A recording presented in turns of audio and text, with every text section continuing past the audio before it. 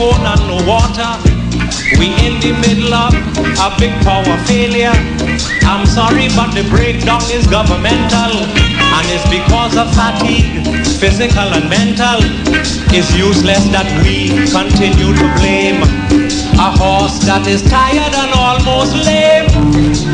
If government can't cope nowadays, the nation could send them for holidays. Now this is not an overthrow. I am saying that we must kick them out just so. So please don't jump to any hasty conclusion and cause any confusion.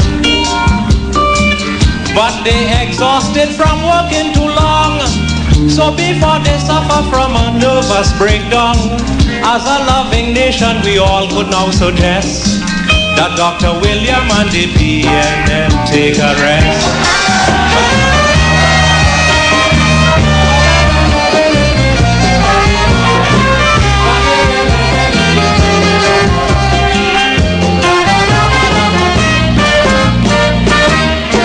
Since Dr. William took over the nation, I can't recall he went on vacation. In the last decade I heard him repeat that he willing to take a back seat. So read between the lines, friends, and understand that these are the words of a tired man. So the next sober thing left to do is for the nation to say a hearty thank you. So you see, this is not an overthrow, but if they're tired, I don't see why they can't go. And all who feel that I am anti-PNM, well, I got some news for them. You see, all of them who don't want him to go, they get accustomed to the free Kokioko. But I suggesting a nice rest now for the doc, before the poor man drop down on the walk.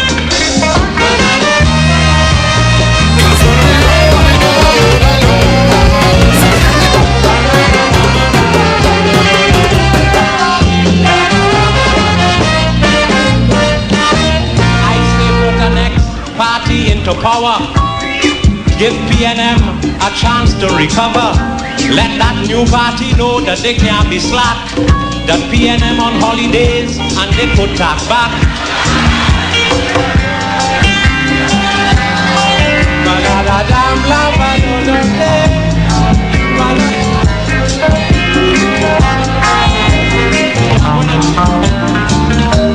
I say put a next party into power and give PNM a chance to recover. Let this new party know that they can't be slack, that PNM on holidays and they could tack back. And if this party perform up to satisfaction, we can even give them an extension. I don't intend to incite trouble, just suggesting a democratic reshuffle. So you see, this is not an overthrow. I am saying that we must kick them out just so. So please don't jump to any hasty conclusion and cause any confusion. But they exhausted from working too long, so before they suffer from a nervous breakdown, as a loving nation we all could now suggest that Dr. William and the PNM take a rest.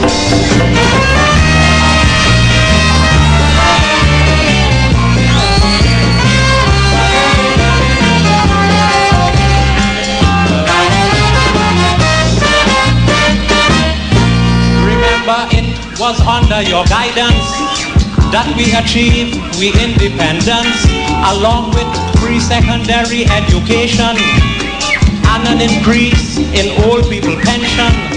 But morality in public affairs was replaced by corruption in recent years. And then the word started to spread around that Dr. William know and he encouraging wrong. So Dr. William, please make haste. I am suggesting that you now bow out in grace, because I heard it and I don't like the rumor that you're a backseat driver. Oh yes, like Muhammad Ali you should go, and not like Amin Gary or Ali Bhutto. Don't allow history to record you as a flop, I am suggesting that you quit while you're still on top. Thank you.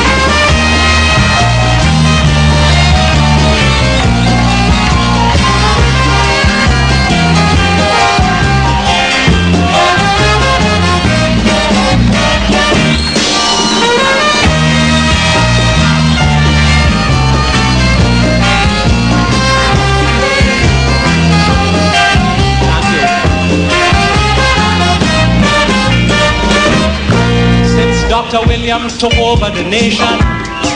I can't recall he went on vacation. In the last decade, I heard him repeat that he willing to take a back seat. So read between the lines, friends, and understand that these are the words of a tired man. So the next sober thing left to do is for the nation to say a hearty thank you. Now this is not an overthrow, but if they're tired, I don't see why they can't go. And all who feel that I am anti-PNM, well, I have some news for them. You see, all of them who don't want him to go, they get accustomed to the free Kokioko. But I suggesting a nice rest now for the doc, before the poor man drop down on the walk. Thank you very much, ladies.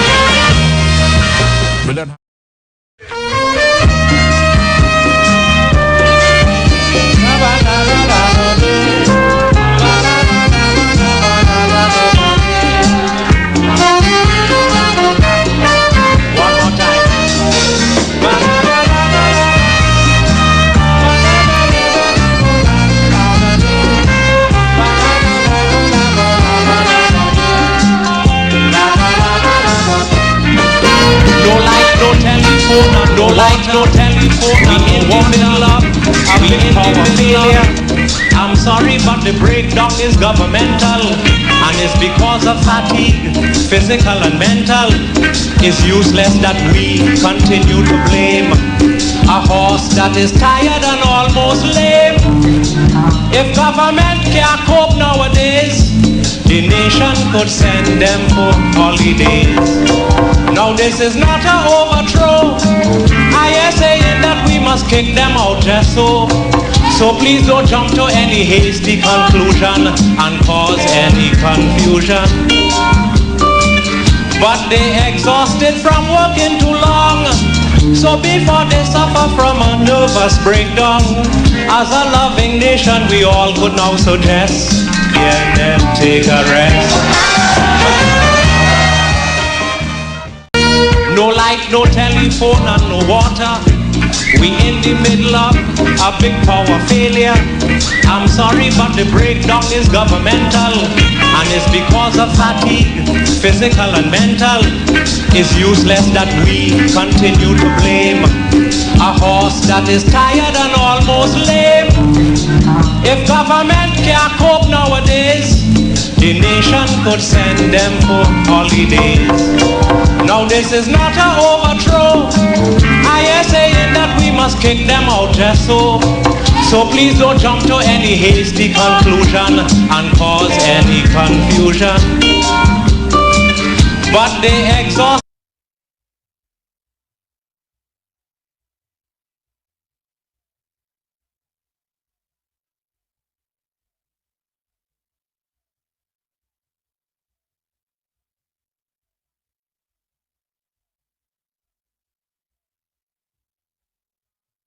All of them who don't want him to go, they get accustomed to the free Kokioko. But I suggesting a nice rest now for the doc, before the poor man drop down on the walk.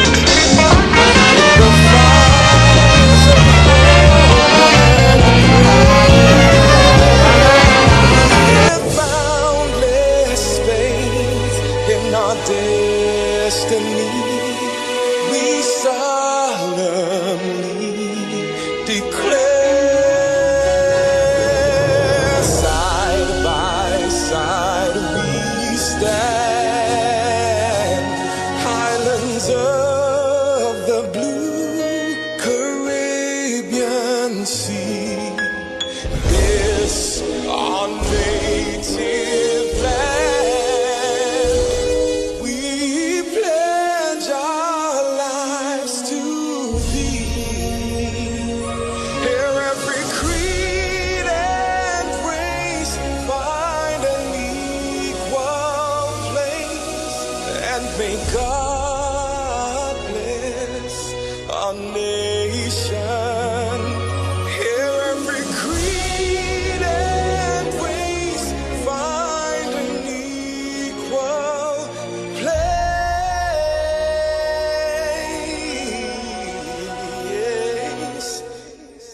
May God bless all nations.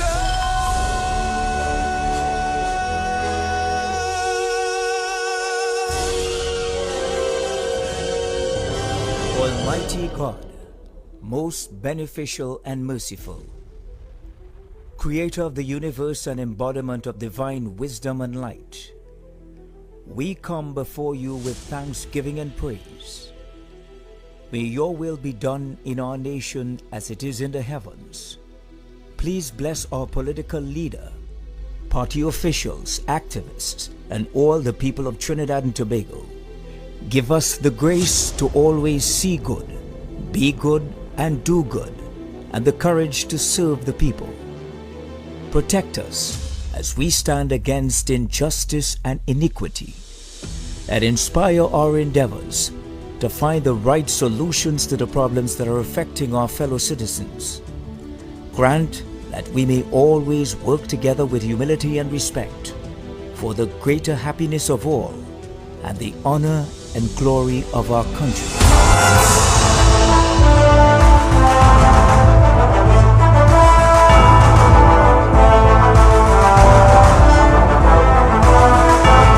Live from the front lines, this is the United National Congress Monday Night Reports, streaming on all platforms.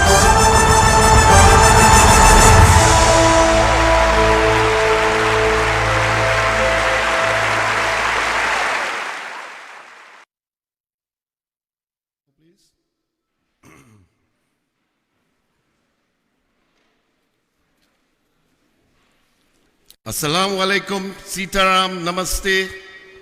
Good evening, brothers and sisters, and welcome to our UNC Monday Night Report.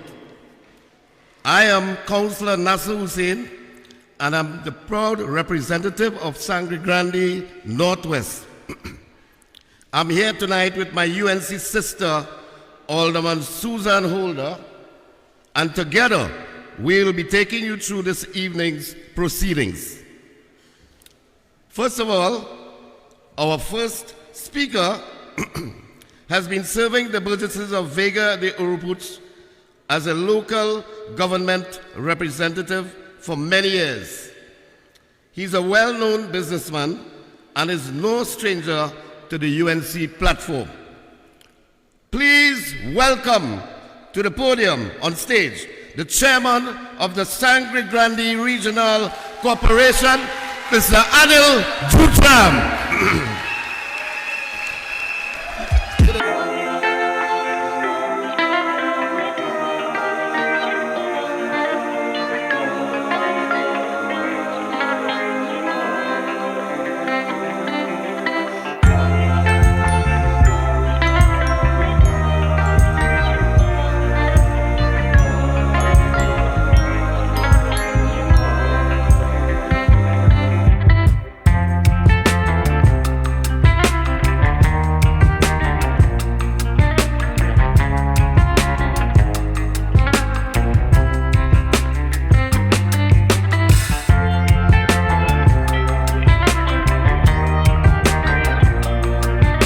Councillor Nasser Hussain, Councillor Kenwin Phillip, and all other members of the Sangre Grande Regional Council here with us tonight, former MP Joseph Tony, and members of our campaign team led by Mr. Firoz Khan, and most of all, very important, you, the foot soldiers of the UNC.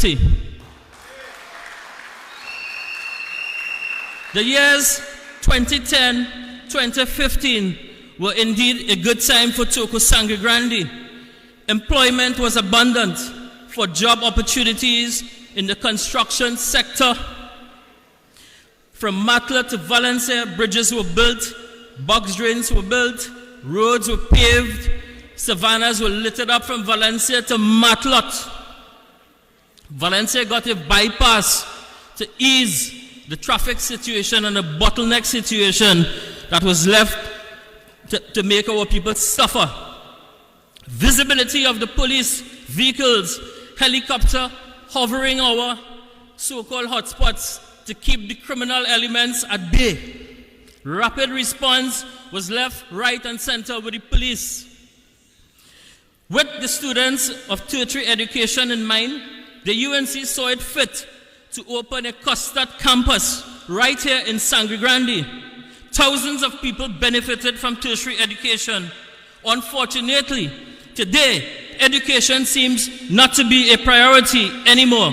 The campus was forced to close 2 years ago, shutting its doors, preventing our sons and daughters from obtaining tertiary education in Toco Sangre Grande and environs.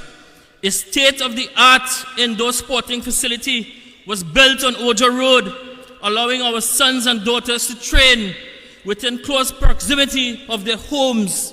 8 years later, today, 8 years later, that sporting facility, because of wickedness, spite, and venom under this government, it is closed.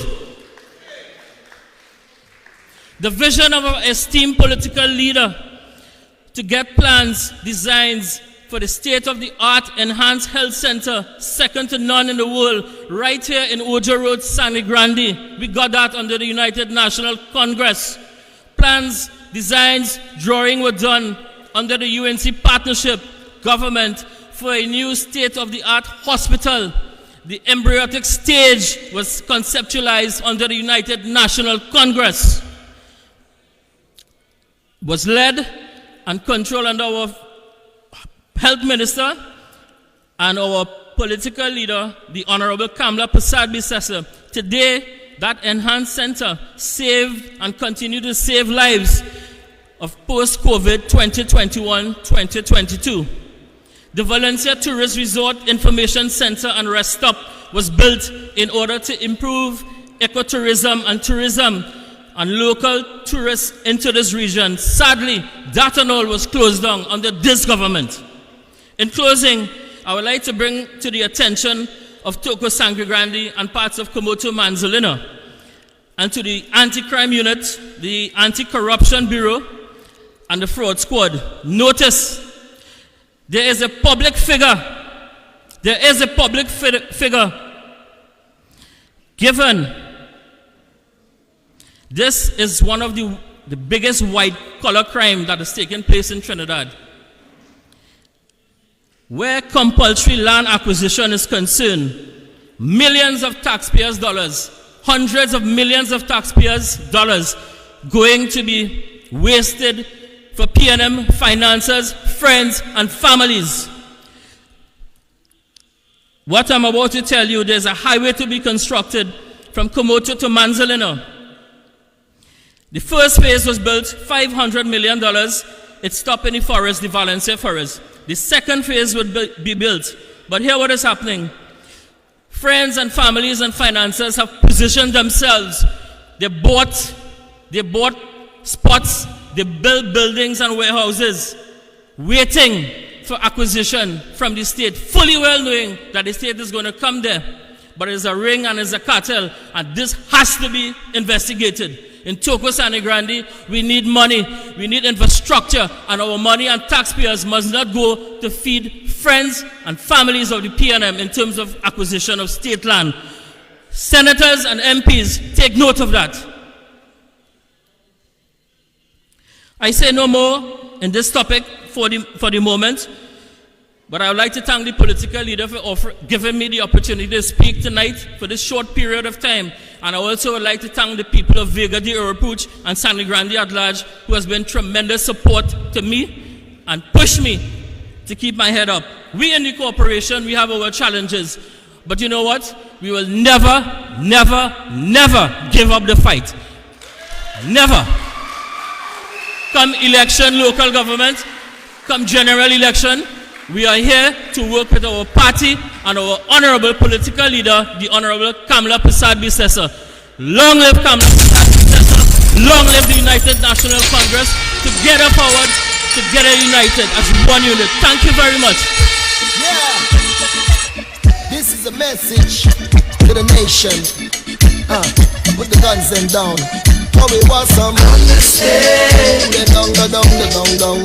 Put them away now. Understand. Yo, Mr. Marshall. Hey, try what you say.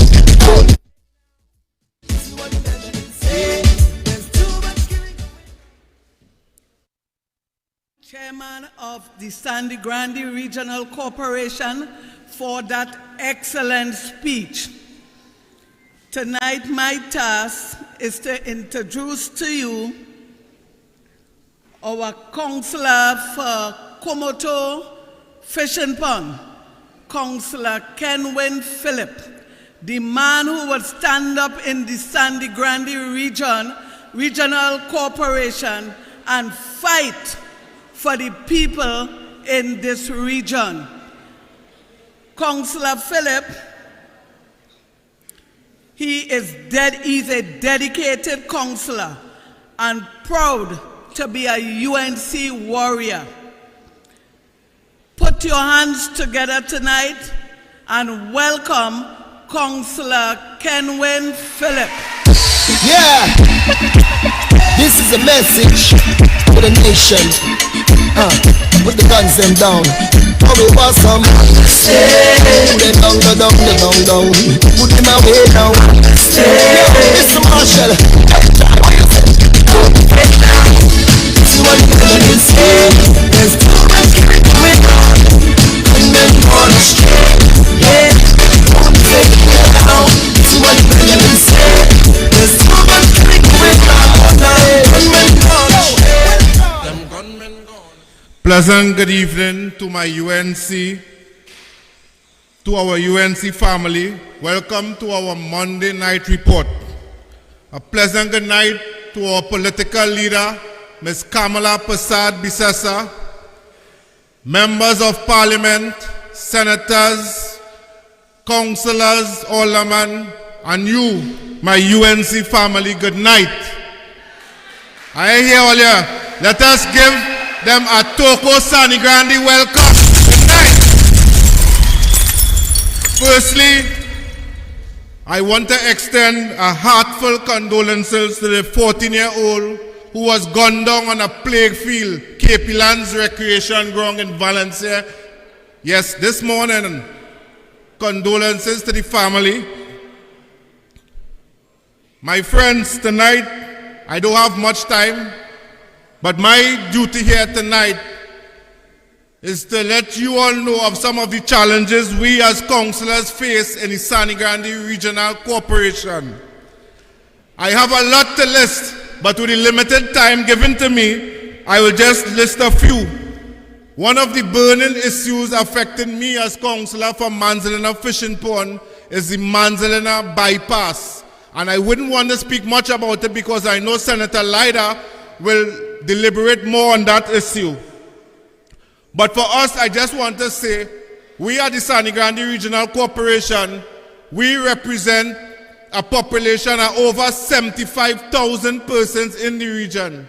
We are the largest region in Trinidad and Tobago, and we are the poorest. But the allocation for Sandy Grande Regional Corporation is only $83 million for us as councillors for the financial year. My friends, I am the chairman of the Public Health Committee in the Sandy Grande Regional Corporation. And I know one of the burning issues you all have presently is the lack or no water supply to you. My friends, in the region we have 15 water trucking areas that are devoid of pipe-borne water. But with the limited resources the corporation has, we only have 3 water tenders but only 1 working to distribute truck-borne water throughout the region. 15 water trucking areas, 1 water truck. You all will know this is one of the main challenges we face as councillors when you make requests and you're not seeing the water truck coming and saying we as councillors don't want to supply the water. We have an allocation of $150,000 under maintenance of these vehicles, and this is the 5th month going on the 6th month of this financial year, and we have not received any cent to maintain these vehicles and them. Hence the reason we only have 1 water truck working, because they had to take out parts from other truck and fix. Today we don't have no diesel in the corporation, so no vehicles can go out. And if a vehicle for some reason have to go out, workers have to take funding from their pockets to purchase diesel. That is failure by this government. My friends, you might hear we saying $83 million to the corporation, but this is only on allocation. allocation but no releases because central government is failing their responsibility to allocate funding to the corporation. Under purchasing of major vehicle, this council would have took a decision to purchase new brand water tenders to add to those that we have. That was passed. Under the vote, distribution of truck-borne water, 750,000 for the financial year for 15 water trucking areas. Divide that into 15 water trucking areas, that is only $50,000 an area, and that is only for 1 month. $50,000 to supply a whole entire region, areas that are devoid of pipe-borne water for 1 month. My friends, one of the burning issues I want to raise again, the vendors in the market. The vendors, my friend, we would have campaigned in 2019 and asked these vendors to support us. We would have heard their concerns and we would have raised it in meeting. On 3 occasions, we would have passed funding. We would have passed funding for the rebuilding and the recovering of the open market. 3 years in a row, this government failed to release the funding under maintenance of these markets and them. They say that how they have no money so they can't give us the releases. This is some of the challenges we face. Now they're saying that the vendors and them on the street, but if the market is not suitable for them, where you want them to go? We went through nearly 3 years on the pandemic. 2 or 3 years in a pandemic, no source of income, no means whatsoever income. And the only thing they had to go to is street vending. I would have walked through the town center and had discussion with some of the vendors. And I meet one young man in particular, 23 years of age.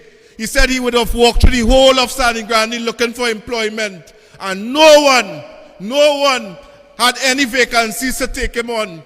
And he would have borrowed some money and purchased a bag of pimento and went house to house and sell it. And so he would have made some fund to pay his rent.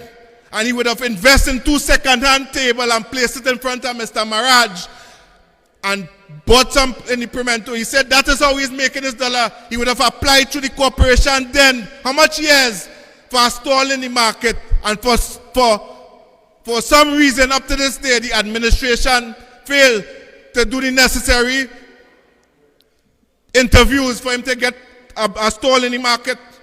My friend, this is some of the challenges we as councillors face every day. People call our office and ask for help. Councillor, I would like to help with a hamper, or I would like to help with a work. But our hands are tied. When we call the ministry and you ask them for assistance, they don't want to hear from you. Once they know you are UNC councillor, they may want to hear from you. Some of you all may feel that councillors, why every time I call is always an extra excuse. My friends, we depend on funding from central government. And if we don't receive any funding from central government, we cannot deliver to you. We cannot, as much as we may want to, we have to keep fundraisers to meet some of our debts we may ask for. We have to take money from our pocket and go up literally and purchase hampers for people who ask. I am asking you, my friend, our greatest enemy is our own. Our greatest enemy is our own, because we will know some of the challenges that we face. And because we are getting a box train or we are getting a road paved, we are the worst to say out. And sometimes I ask, if my own family will bring me down, who are there to lift me up? So tonight I'm making a plea to all of you here tonight. We are UNC. We are in opposition. And we cannot deliver unless we're not receiving the funding. I want you to take time and raise your council up. All we just ask for as councillors is thanks. Nothing much in the thanks. So before I close, my friends, I want you to remember, fixing TNT is easy. It's as easy as 1, 2, 3. Do, re, mi, ABC, UNC. TNT, we all win with UNC. I thank you. Long live our political leader. Long live UNC. This is a message to the nation. Put the guns them down. Cause we want some understand. Put them down. Put them him away now. Understand. Yo, Mr. Marshall, Benjai, what you say? Don't fake now. This is what the Benjamin say. Okay. Let's give a resounding applause to the first two speakers. One more time. These guys could ramage, you know. Now, people, answer me. Are you fed up of this PNM government? I'm not hearing you. A little louder. Right. Are you going to tolerate this government any longer? Well, tell them call the elections. They're afraid. They're really, really afraid. Tonight, would you believe some of my people called, supporters and so on, activists, right? They said that they had no, NASA, we had no water to bathe. We can't come. People in Blake Avenue Extension and Boabandi, believe me you, right? This is what we have reached to in Trinidad and Tobago. People are suffering out there, you know. Really, really suffering. No food, no employment, little or no water supply in some areas in this region. Good. We are the largest constituency in Trinidad and Tobago, but yet the poorest. Look at some of the minerals that come out of our region, and yet it does not come back to us. You see? And once and for all, people, I hope you all doesn't make the mistake next time around. Okay? Do not make that mistake next time around. Right. So we move on to the next speaker.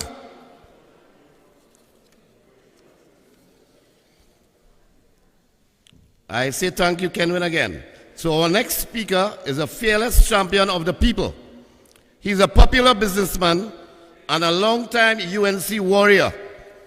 In the Senate, he's a powerful advocate for our citizens, and he continuously to fearlessly stand up for our rights. Please welcome to the Monday Night Report, Senator Damian Leer. Yeah, this is a message to the nation. Put the guns them down. How we want some understand. Put them down. Put them away now. Understand. Yo, Mr. Marshall, Benjai, what you say? Don't fake now. This is what the Benjamin say. There's too much killing going on.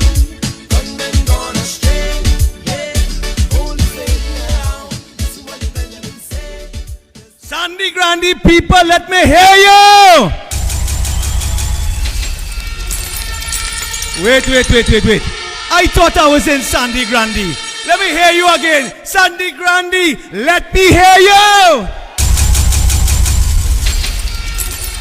I say good night to the hundreds of you who are here tonight. Good night to all of you listening on the airwaves. For all of my colleagues who are here tonight, senators and MPs who have come out here tonight. And for those who are continuing to come in through that entrance over there, I say good night, but are leaving the best for last. I say good night to our honorable political leader and the 6th and next Prime Minister of Trinidad and Tobago. Good night, Mrs. Kamala Persad-Bissessar. Brothers and sisters, we are experiencing some of the darkest times in our nation's history. The paradise which was once Trinidad and Tobago up until 2015 and enjoyed by every citizen, our paradise has now descended into what? Social decay, economic despair, and a sense of hopelessness for our children. The PNM government in just 7.5 years is responsible for this, and it is a heartless Prime Minister by the name of Keith Christopher Rowley who is a representation of this. And brothers and sisters, despite all of the ills in this country, despite the mass joblessness in our nation, despite that there are businesses shutting down by the day, despite that this government has already increased fuel 5 times, and now coming to jack up your electricity, take up your current. Now we see the next thing they're coming for is your water. The next thing they're coming for is your water. Because, brothers and sisters, imagine on Saturday when we were walking through, when the United National Congress came in their numbers and walked through Sandy Grande, through the regional corporation, right down by La Saiva, grounding with the people, the number of issues and the main issues and the number one issue spoken about is the fact that you don't have water in your pipes. All you have water in all your pipes? No water in your homes. And you see a minister of utilities talking down to you after the budget debate, telling you, you must sacrifice. You must stop eating macaroni. You must stop eating ham. So I want to expose the Minister of Public Utilities here tonight. You see, mouth open, Tory jump up, jump out. He said something quiet in a corner. I didn't think we would have picked up with it. Let me tell you what Marvin Gonzalez told the media, as if he didn't think we would have found out.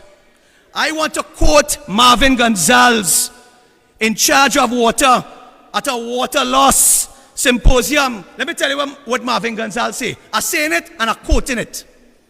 WASA has completed its business plan to set up the case for an increase in water rates. I know that it is being looked at, and the RIC will start its public consultation on that very soon. So he is telling you that they are raising rates with certainty. There's no shadow of a doubt. They're coming to raise your fees on water next. I wonder also if this business plan he speaks about includes the sending home of workers from WASA as well. I'm asking tonight, does this business plan call for sending home workers from WASA? Marvin Gonzalez, you must tell us. Let us know. Because when employees hear this PNM government speak about a business plan, just as they heard them talk about a business plan in Petrotrin, when you hear them talk about a business plan, you know that the PNM doesn't business with the small man. They don't business with the small man. So what is this business plan you speak about, Marvin Gonzalez? Does that include the privatization of WASA? Putting WASA on the chopping block? Giving it to the PNM financiers? What is this business plan?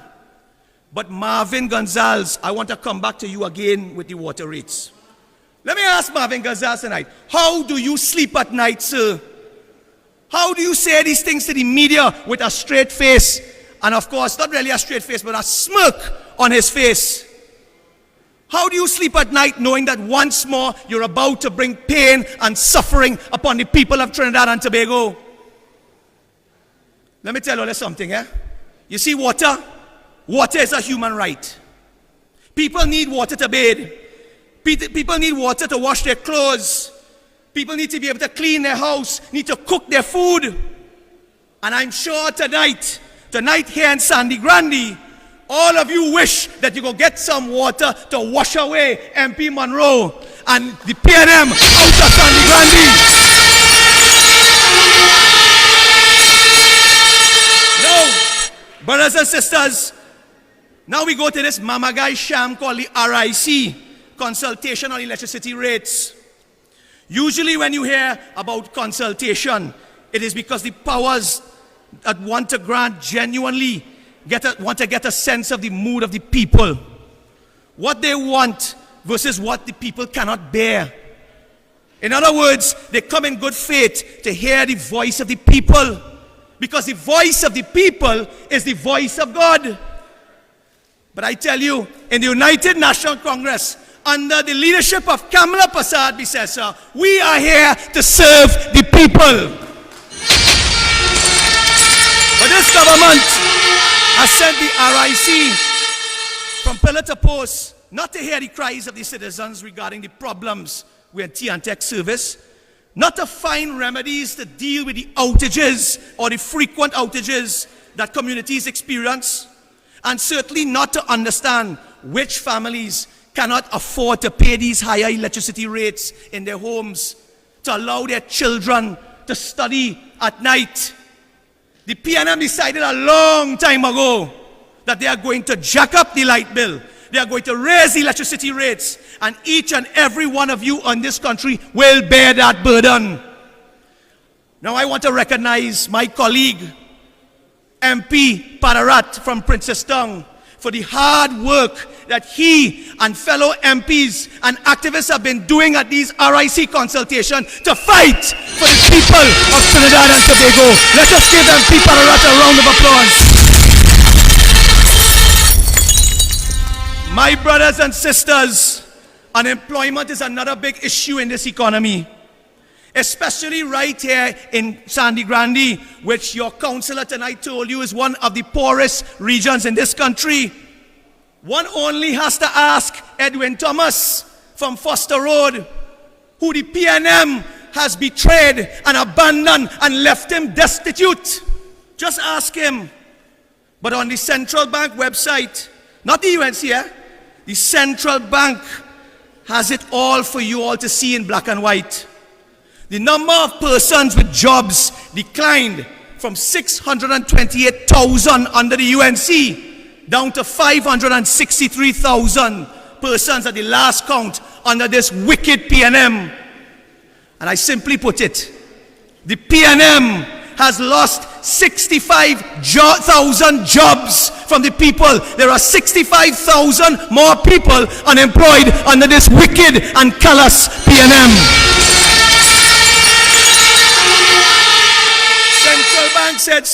Central Bank said so. But I want to tell Mr. Colum Imbert Idwen tonight, I want to say, have some respect when you're responding to our political leader, Mrs. Kamala Persad-Bissessar, when she asks you about unemployment. Even today, on my way up here on the Valencia bypass, built by Kamala Persad-Bissessar, I saw a message on my phone that Digicel is letting go and sending home some 126 local employees because they are moving their customer operations to Jamaica. So even Digicel now represents the foreign direct investment leaving our shores as more and more workers go home. But Kamala Persad-Bissessar increased jobs by 55,000 workers when she was Prime Minister. So when it comes to jobs, this government has failed the young people. They have failed the citizens of this country. And they have failed the people of Sandy Grande. They have failed you. So we say, I call on all of you here tonight. Talk to your neighbor. Talk to all of those who are disgruntled. And come to the house of the rising sun, where the UNC, under the leadership of Kamala Persad-Bissessar, will once more create 50,000 more jobs.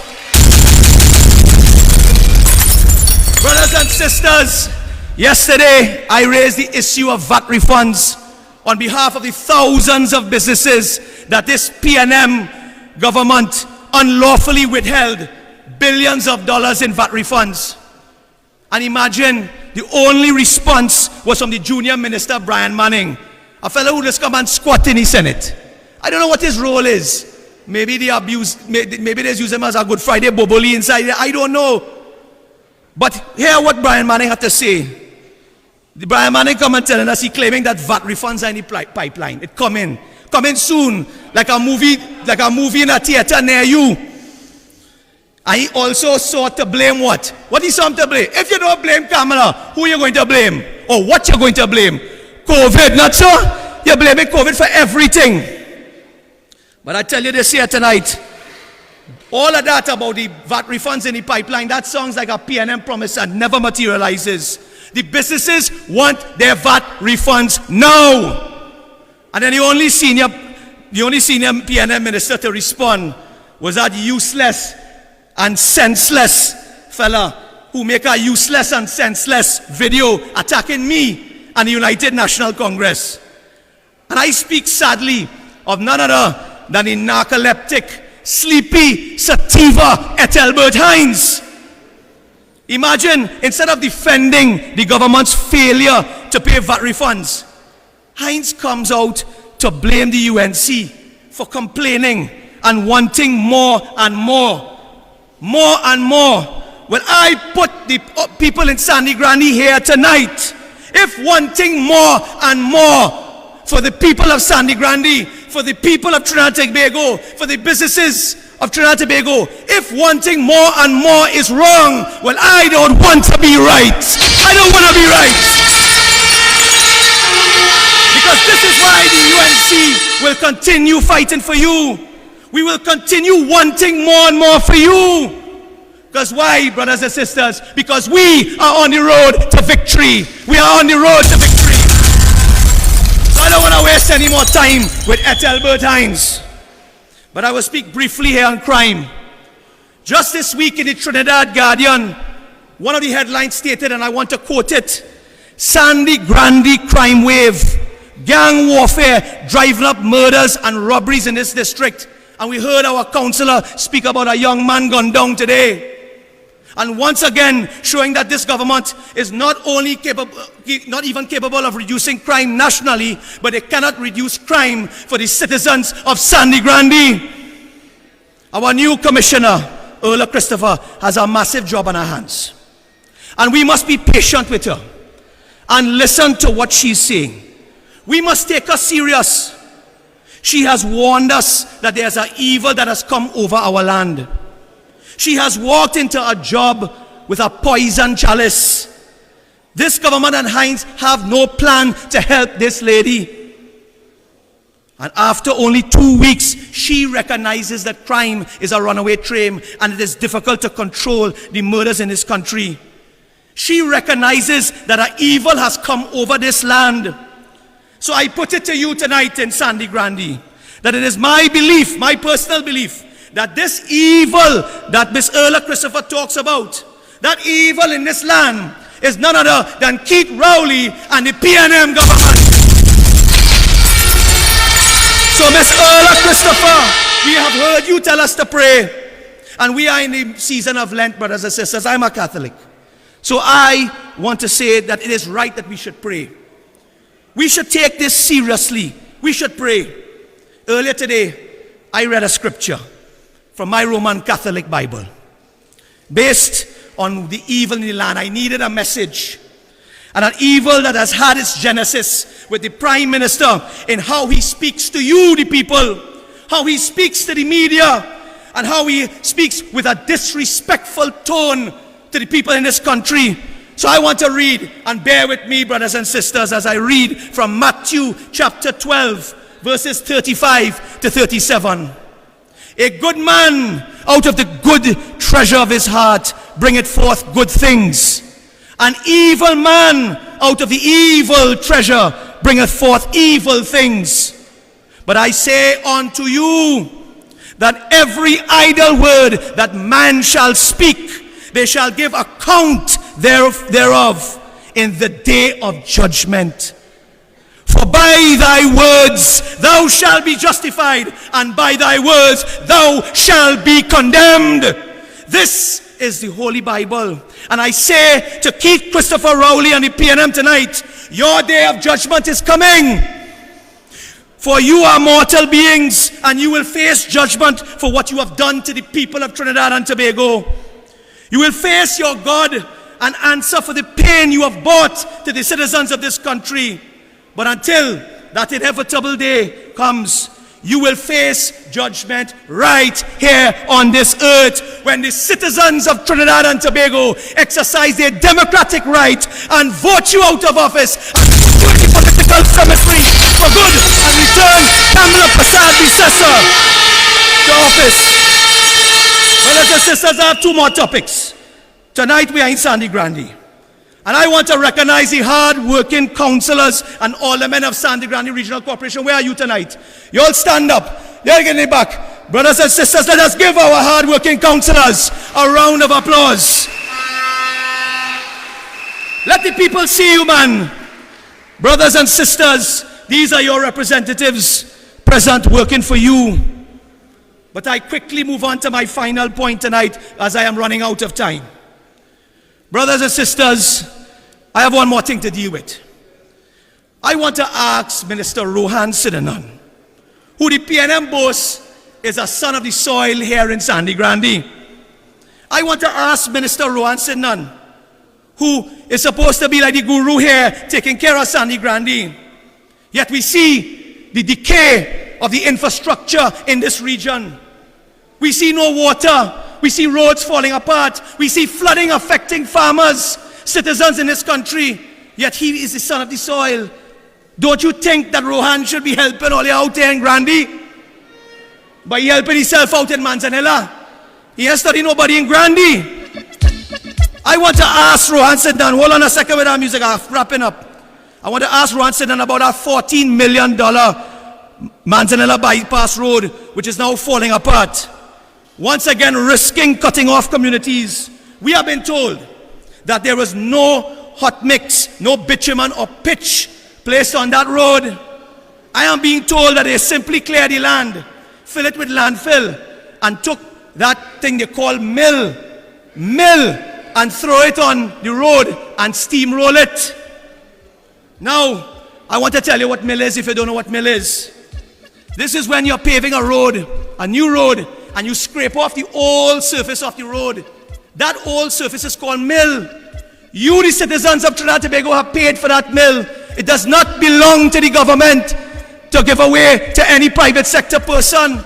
I cast no aspersions, but I say it to you tonight, that belongs to the government. So that was what was laid on the road and steamrolled over. The milling belongs to the government. So I ask you, Rohan Sidanan, did you realize that we were walking in Sandy Grande on Saturday? Is that what make you run down by Manzanilla fast and hold all kind of consultation? Because you know we coming to deal with you, sir. Let me tell you what one person in an editorial said. This is what he said about Rohan Sidanan. Going by the PNM playbook, walking with an entourage of public servants, director of this, director of that, to talk and load up the public with technical engineering babble. That is what they're saying, the PNM mama guy.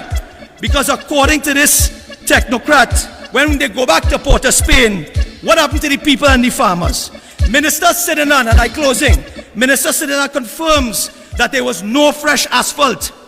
There would be no permanent resurfacing or binding of that roadway with asphalt. Instead, Minister Sidanan said contractors will grade and do a new road soon.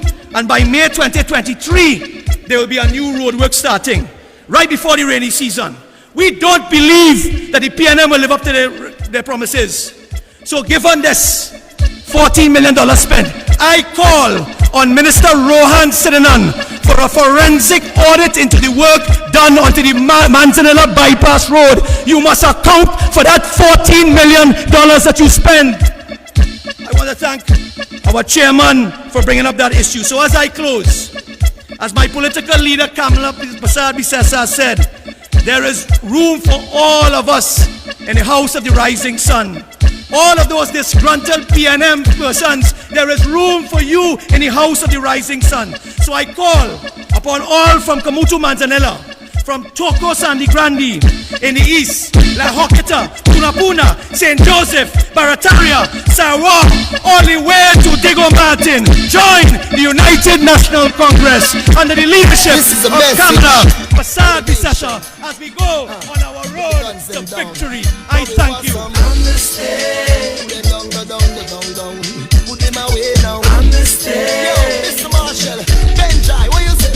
Don't you fake now? This is what you say. There's too much killing going on. Gunmen gone astray. Yeah, only fake now. This is what the Benjamin say. There's too much killing going on.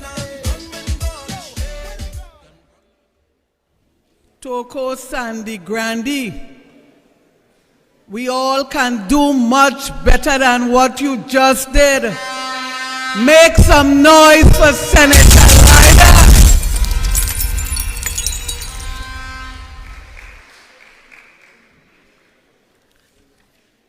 I am here to introduce to you tonight the fourth speaker. Our fourth speaker is a popular attorney at law who has spent much of his life serving this nation. He is a former cabinet minister and a former member of parliament. Please welcome to the UNC Monday Night Report, Mr. Joe Tony. Yeah, this is a message to the nation. Put the guns them down. Oh, we want some understand. Put them away now. Understand. Yo, Mr. Marshall, Benjai, what you say? Hold the faith now. This is what the Benjamin say. There's too much killing going on. Gunmen gone astray. Yeah, hold the faith now. This is what the Benjamin say. There's too much killing going on. Gunmen gone astray. Them gunmen gone astray.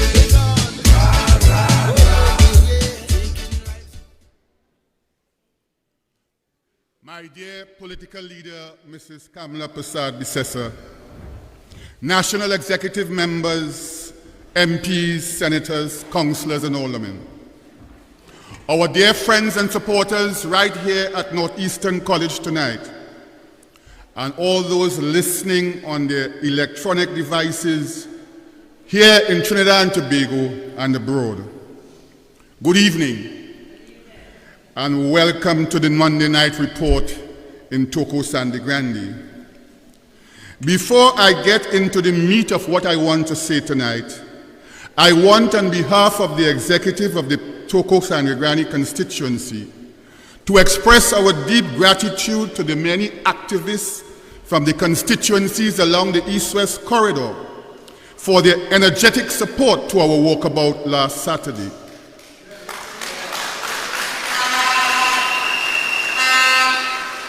On behalf of the executive as well, I say a special thank you to Senators Jerlene John, Anil Roberts, David Nakid, Damian Lyder, and the former Senator Obika for their participation and the passion they brought to that exercise. Thank you all very much. That was a classic display of the saying, in unity there is strength. I always say, and I boast everywhere I go, that there is no political organization in this country that can best the United National Congress when we are united and together. United and together under one leader, the indomitable Kamala Persad-Bissessar. And as I am now paying tributes, this is a wonderful opportunity for me to congratulate and offer best wishes to the Baptist community on their special occasion next Thursday. I also send the holiest of prayers to our Hindu brothers and sisters in the midst of their Navratri celebrations. Forgive me if it is that I pronounced it incorrectly. I take the opportunity as well to celebrate with our Muslim brothers and sisters at the beginning now of the observance of the holy month of Ramadan.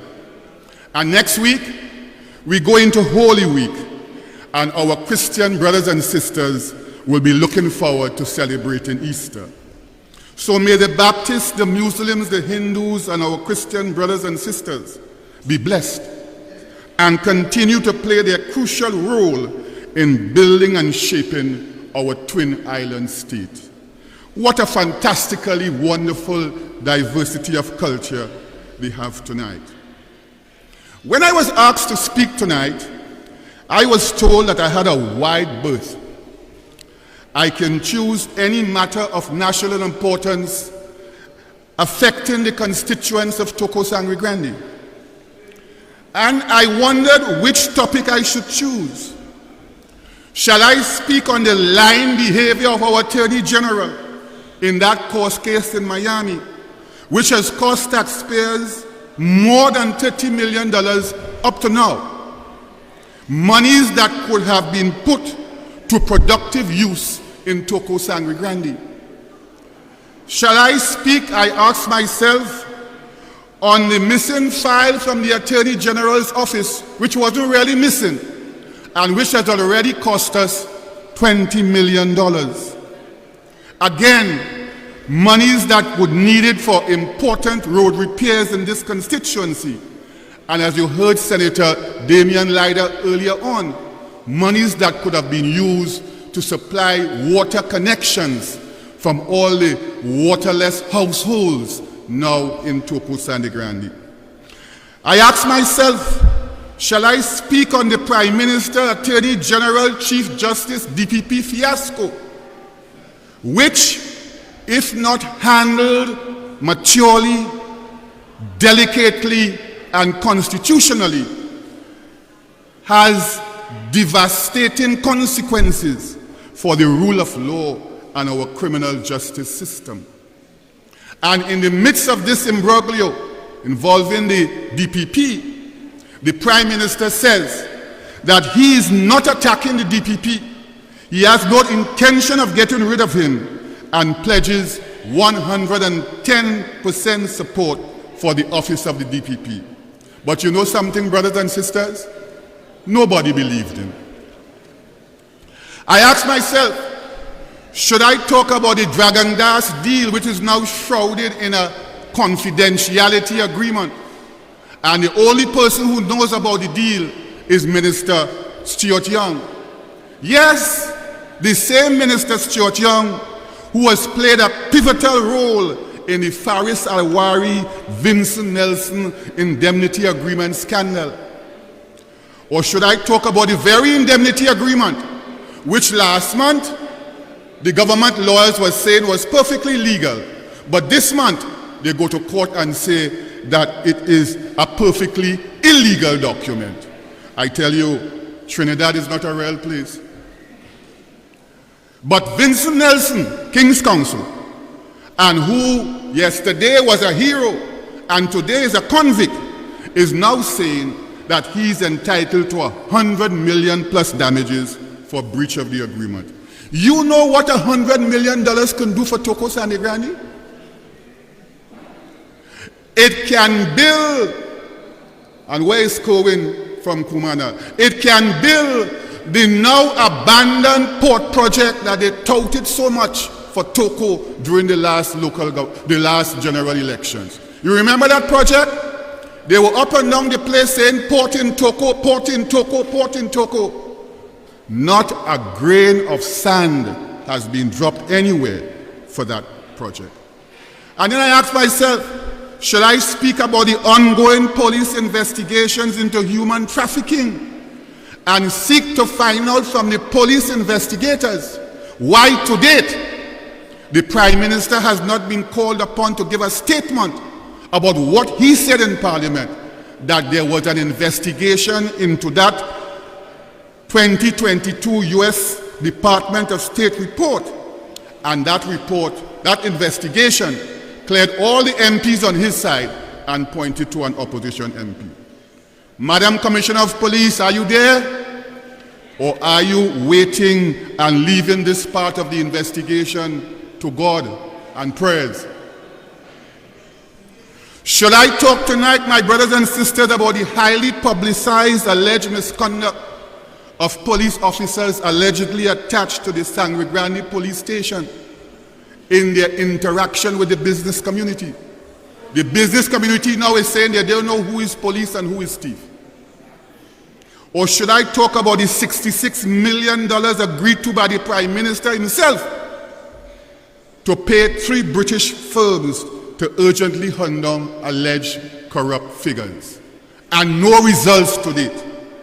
You know what $66 million could do for the agricultural sector in Toko Sandy Grande? Agricultural sector. No, the agricultural access roads are impassable. The Predial Larceny Squad needs restructuring and retooling. But $66 million to go after alleged corrupt figures. Or should I speak? And here again, I want to congratulate MP Barry Padarat for the onslaught that he is affecting upon those RIC consultations.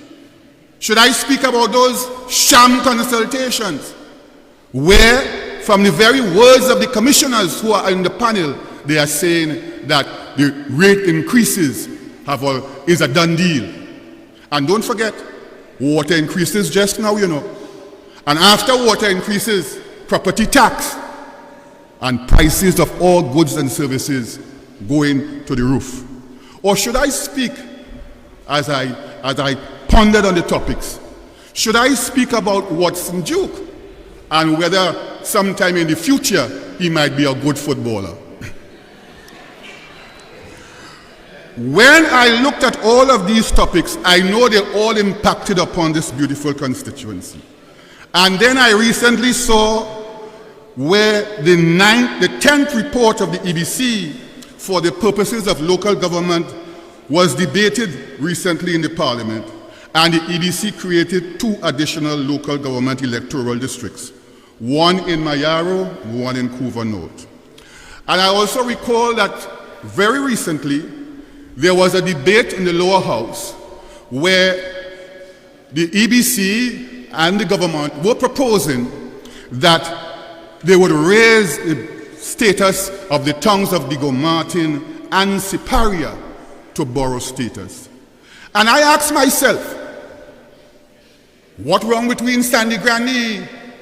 We can't get borough status too?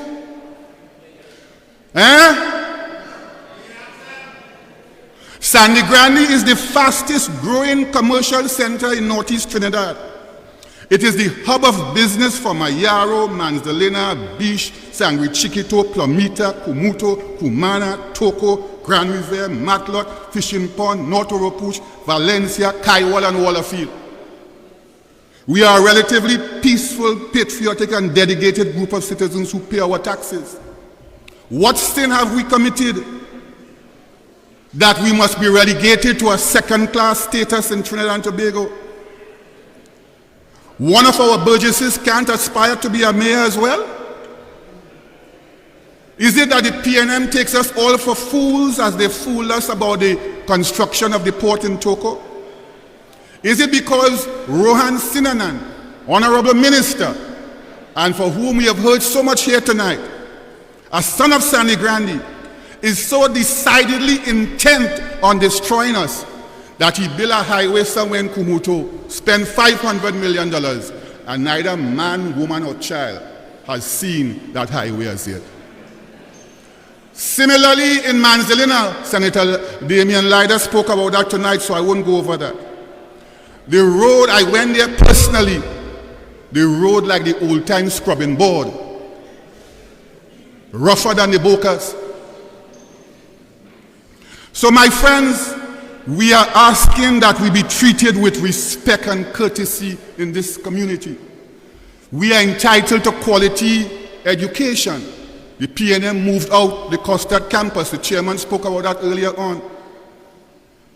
Water, we had a walkabout last Saturday, and everywhere you turn, people telling you, we want water. We want quality health care. We want safety and security. You heard Mr. Senator Lyder speak just now there to what Sandy Grandy has not reached. Sandy Grandy, according to the police and according to the media, is now a criminal hotspot. What have we done to deserve that? What have we done? You have a prime minister who seems out of depth. He can never produce a crime plan. The Minister of National Security, ditto. And the newly minted Commissioner of Police, well, she say, let God take care of everything. And then they may come and tell you that they're building a new hospital. But I want to ask you tonight, my friends, be careful of that old talk. Because just yesterday, I was seeing where Trinidad and Tobago, on the Guardian, Sunday Guardian, page 10, the president of the Registered Nurses Association is saying that Trinidad and Tobago is short by 3,709 nurses. My time is coming to an end. But what I am saying to you, brothers and sisters, is that we in Toko Sandy Grandy refuse to be treated as second-class citizens. And this is why tonight As we shape our manifesto for the next local government elections, there must be words in it to the effect that the next UNC government will ensure legislation is brought to the Parliament to ensure that borough status is conferred on Sangre Grande. And Madam Political Leader, I know you represent a rural constituency, and I know you have a rural background. So it is my fervent prayer, Madam Political Leader, that in your next term as Prime Minister, and under your distinguished and enlightened leadership, Sangre Grande be accorded that status. Let us help ourselves. Let us move away from being in the backwaters of Sangre Grande. Let us not be relegated to second-class citizens. We want and we deserve more. And Madam Political Leader, may God continue to bless you with wisdom and long life. Long live the UNC brothers and sisters. Long live Mrs. Kamla Persad-Bissessor. One party, one leader. Thank you very much. Yeah, this is a message to the nation. Put the guns them down. Cause we want some understand. Down, down, down, down. Put them away now. Understand. Yo, Mr. Marshall, Benjai, what you say? Hold the pain now. This is what the president say. There's too much killing going on. Gunmen gone astray. Yeah, hold the pain now.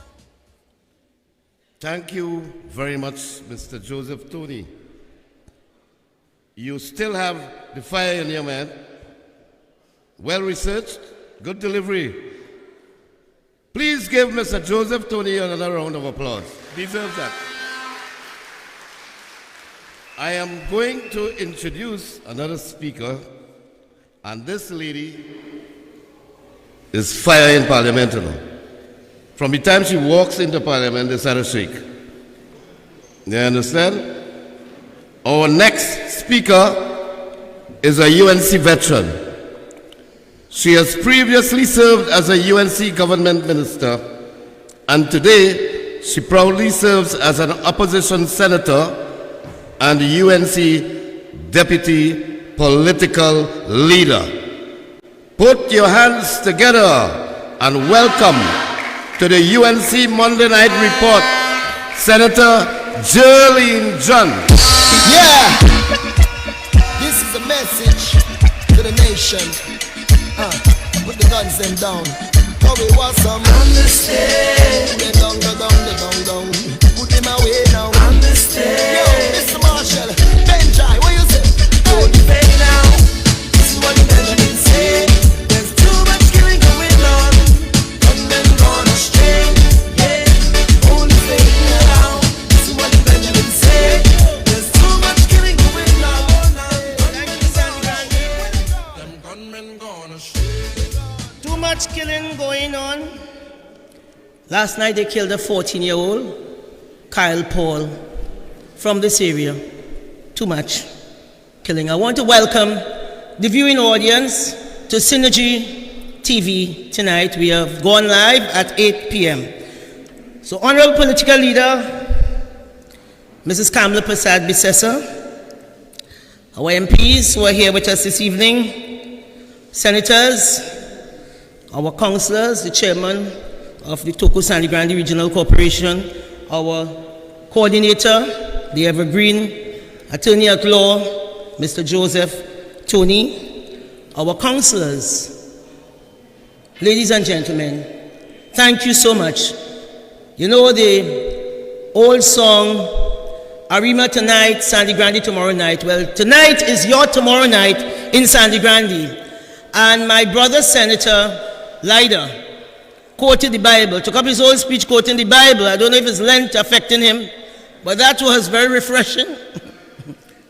But I, on Saturday, attended a prayer for a child who is doing a CA on Wednesday. And during that prayer, whilst the pundit counseled him, he said, God is love. And he told the young child, if you accept that, you will love your neighbor, you will love your parents, you will honor them, you won't have dog ears on your books. And then on Sunday yesterday, I went to the Shiv Jyoti temple in Las Lomas with Pandit Mahesh, who I love so much. And he also was praying for some students who were doing the SCA on Wednesday.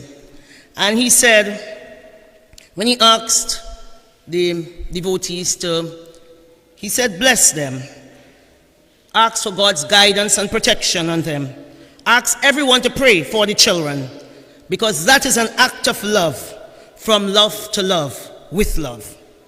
So beautiful. So I know we are all talking about love this evening and prayers. My Honorable Senator Dames and Attorney at Law Joseph Todi.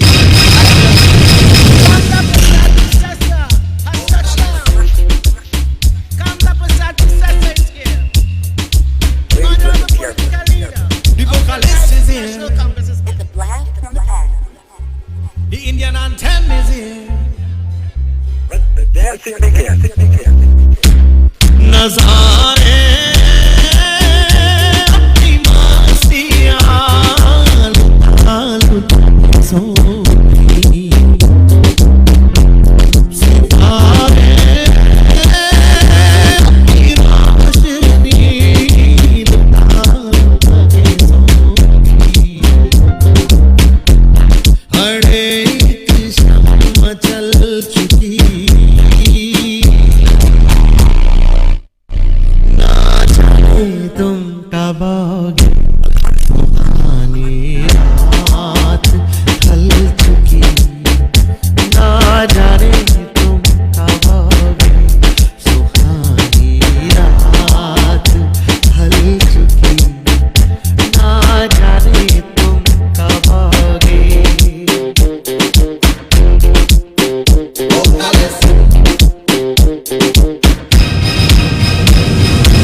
तड़प रहे हैं हम यहाँ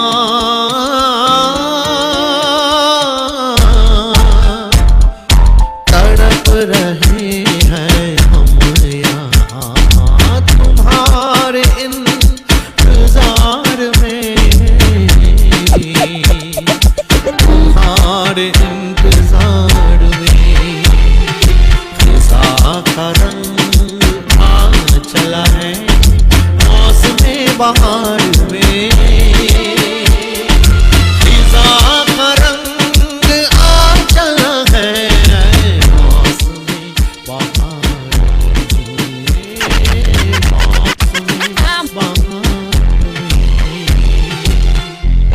जहाँ की रुख बदल चुकी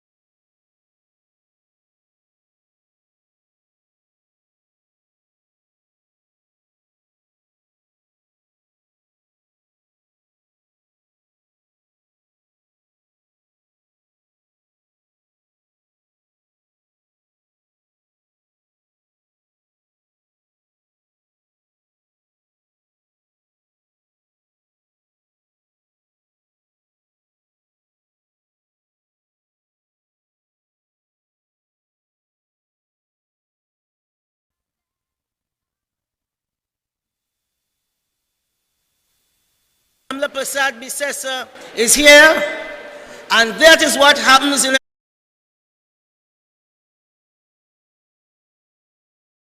event. We are a real party with real people. UNC, we are in Sandy Grande. Prasad Bisesa is here.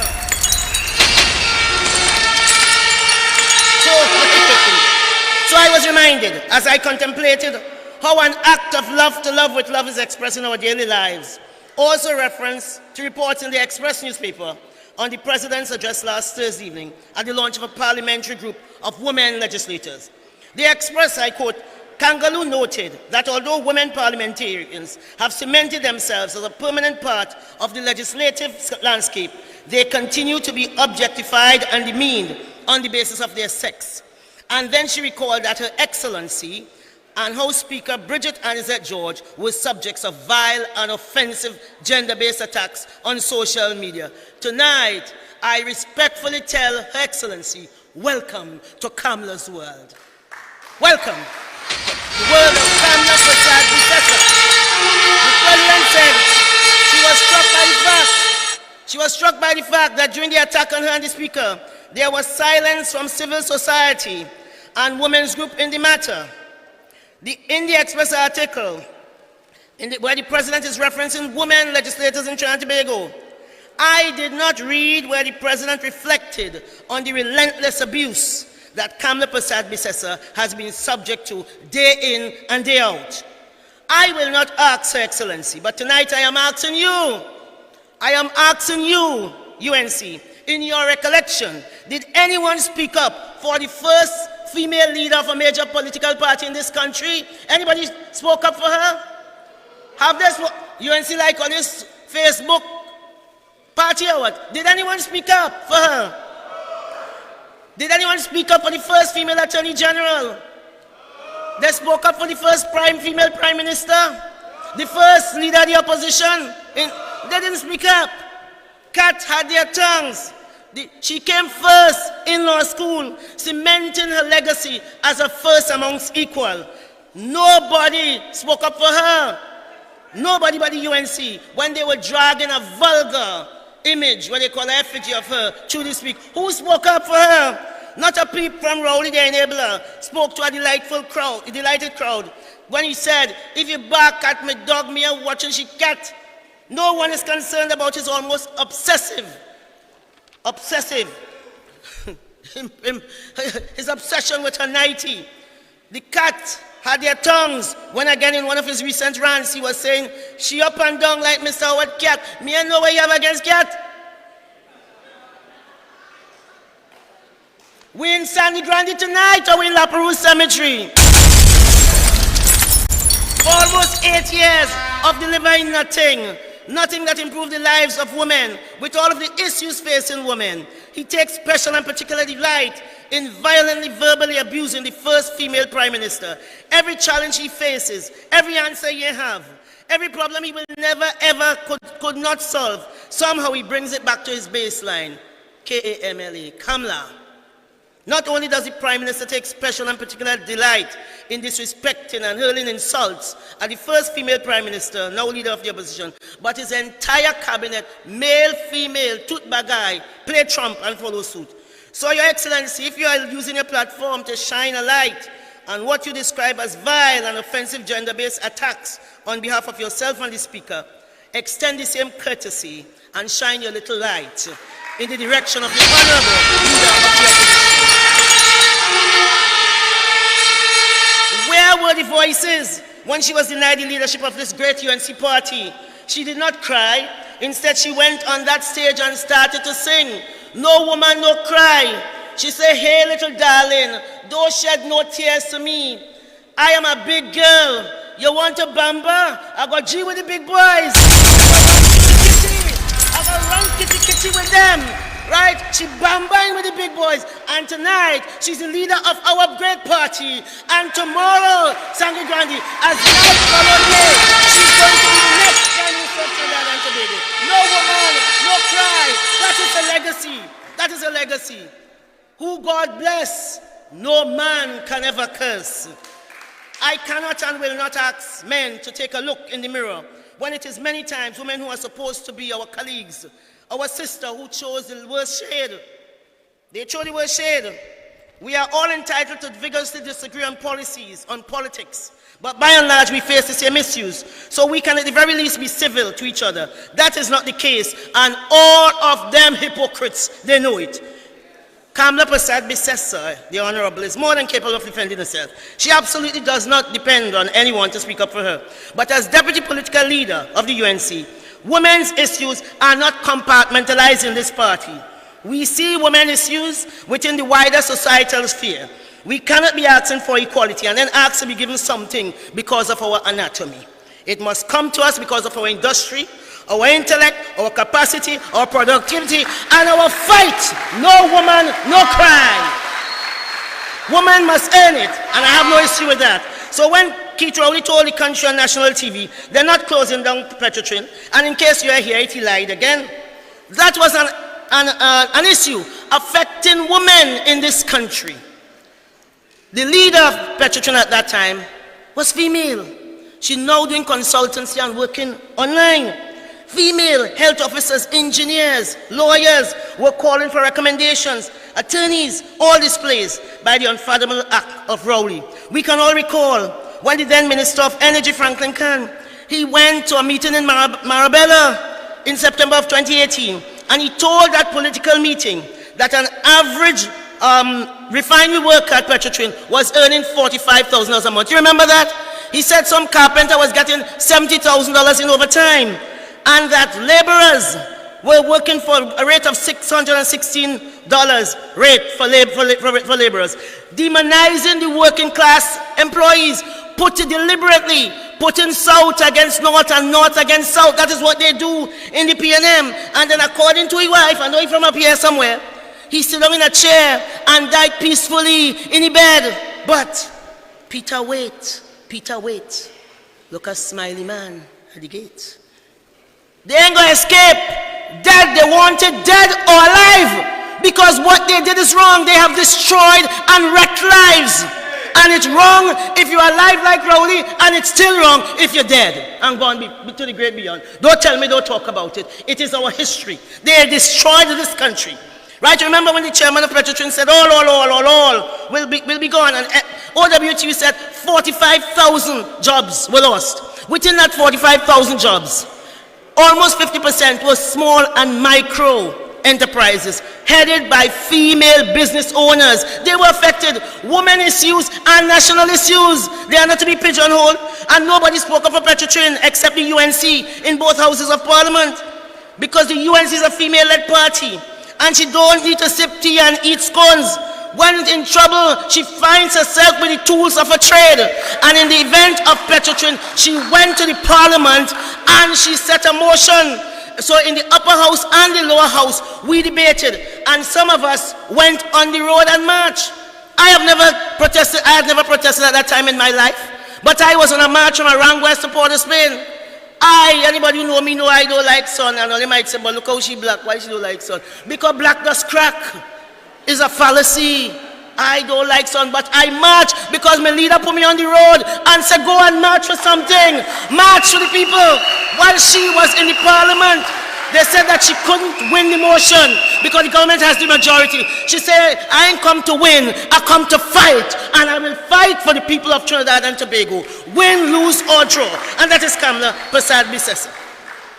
That is who we have as our leader. So the government closed that down and nobody's speaking up. Only the UNC. And as the Honorable Joseph Tony said, Trinidad and Tobago is not a real place. But in a real place today in France, you know that Macron decided that he wanted to change the age of people in terms of retirement age from 62 to 64. What happened? They are on the street of Paris, hundreds of thousands of people marching. Why are they marching? They are marching to save their democracy. When Rowley came for the DPP, it was the UNC who took a stand. The honorable political leader last Monday told him she was drawing a line in the sand. And she said, if your name man past that. And what he did, Thursday run to the people, Bazodi, you know if he up or down. He had no way he say at the meeting because he went and he said nothing. All he said was Kamla. That is what he did. Just blamed her as if she forced him to go and talk his rubbish in Barataria when he did. So it was the UNC again standing in the gap for the DPP, not because our leader has any personal attachment to that office, but because it is an independent office protected by the Constitution. Nobody spoke out except the UNC. This is not a real place. You know, in a real place like Israel, it have a real, you know, Rowley just feels he's a bad man. But in Israel, it have a real strong man called Netanyahu. And you know what has happened? He decided that they want to take the court People going to the court, the administration of the court, hiring judges. They want to take that over in the administration. What that means, if you're giving Rowley an idea, it means that the PNM as a government decide that they're going to take over what you call that, the Hall of Justice. That is in effect what Netanyahu want to do. What do you think happened? People spoke up. His Minister of Defense, who is a real tough guy, he's not like, he's not like the Minister of National Security that we have here. That man is a real dread man, not the Rasta. You don't have to be dread to be Rasta. Right? Because that Rasta not dread, he's just disgusting. All today I'm looking at some stupid video. No, he's not dread, he's just disgusting. You don't have to be dread to be Rasta. You understand? So what a real dread man, the Minister of Defense came out and said, slow your roll, Netanyahu. You're destroying our democracy, and I ain't standing for it. He fired him last night. You know what happened? The whole of Israel on the road tonight. Hundreds of thousands, because the unions roll in.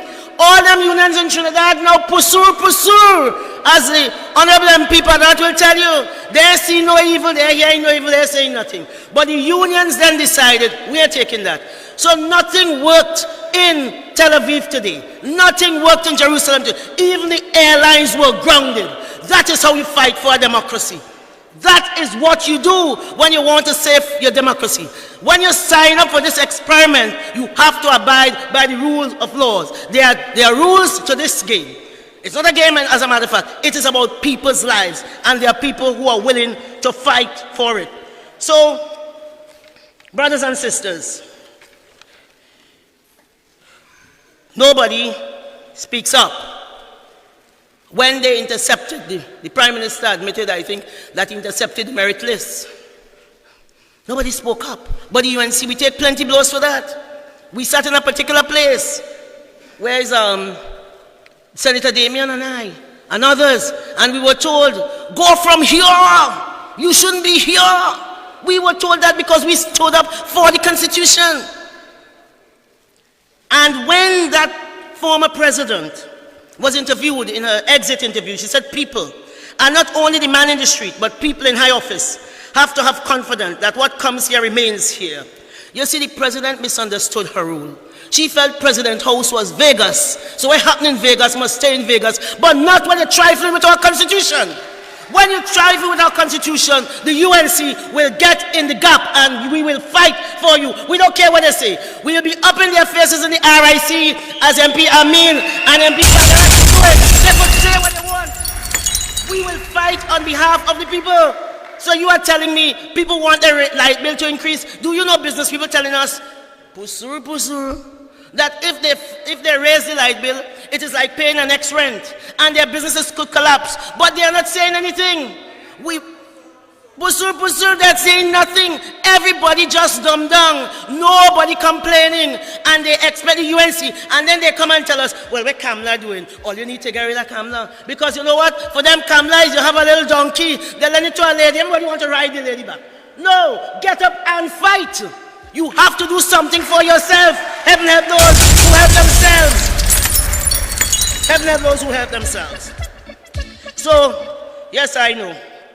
But I'm giving the leader time to look at all her notes and so on. You know, she's a brilliant lady. So the UNC spoke up when they took away the laptops. We have spoken up for the children, the Venezuelan children who are here, and they are not going to school. Because again, you don't have to be a seer man to know what is going to happen in 5 or 10 years to these children. This government has, as I said, dumbed down everything. The scholarships, when they came into government, they were giving out over 440 scholarships. They brought it down to 100 and something they call a bursary, which is a PNM gift card. So if you're a PNM, they gift you. So they have taken away competition, and the whole world is about competition. What do you think the world is about? Competition, yes, life hard, but it's hard for everybody.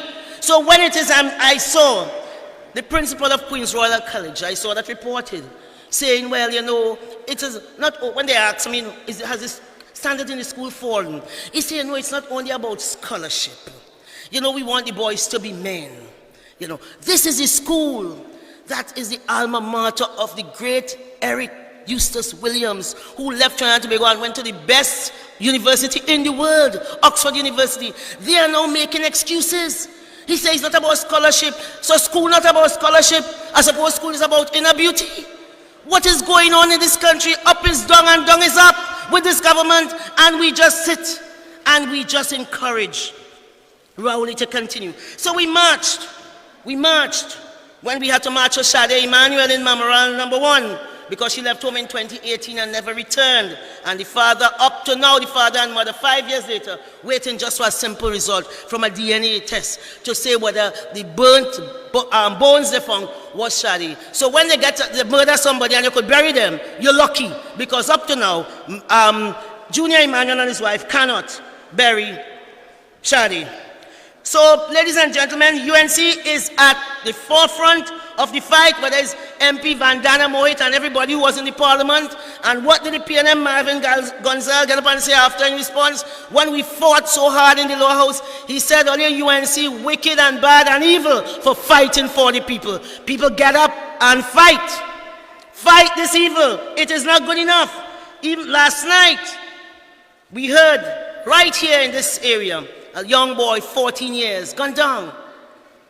All mothers are doing is preparing their young children for burial. Children who never got to see tomorrow because of PNM politics. Trinidad is not a real place. It's a dangerous place for children. Right now in Trinidad, the most dangerous place for your children to be is not by a pool, is not in a busy road, is on a playground. They could end up dead. They can end up dead in this Trinidad and Tobago. So, ladies and gentlemen, Madam President, with the greatest of respect, nobody can speak up for you because you complain nobody can speak up for you because there's nobody left to speak up. Everybody gone. The government has taken over everything. Everything is a subject of state capture. Nobody's left to speak up. Right? What we have to do now is to go and ensure that in the next election that the PNM is no more, and it is going to start right here in Sandy Grande. Right here in Sandy Grande. So we are here, whether before there is unity as the President asks for, there must be civility and respect for everybody. And they're right to their point of view. Failing that, I will stay in the trenches, fighting for the women I see holding up signs with their babies in hand when I go to Super Farm. Those are the traffic lights out here, the Crawford, the market vendor, the CPEP vendor. Those are the people we fight for. Them people standing up outside them boys' jail on Frederick Street with their husband, their father, their son inside of there, the abused, the battered, the schoolgirl fighting viciously in school must understand that the school bag on her back is the future, holds the future of the country. And that whilst I'm speaking here, we have to speak up for those women who are going to be murdered tonight, even while we are having this very meeting. They need our urgent attention. So I have no time to sip any tea, unfortunately, because I am fully aware of my purpose and my duty. My ultimate act of love is from love to love with love. UNC Grande, let's go out there and win something. I thank you very much.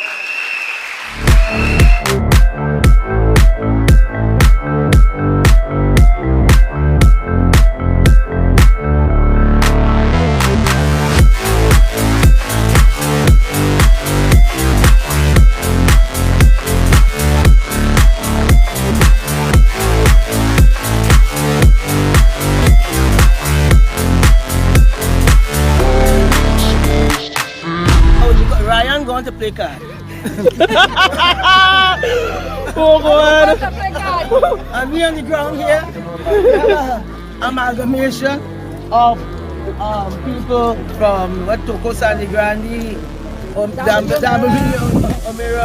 we are from Tunapuna, we are from Lopinot, Bonnier West, Tunapuna in the house, St. Joseph in the house. So we intend to take this seat. We intend to retain the corporation with an even larger majority. Yeah. And we intend to take this seat whenever the general election is called. So I'll tell the PNM, Kamla Prasad Bisasa. One leader, one party. One party. This. If you cut me, you go see blood. And if you squeeze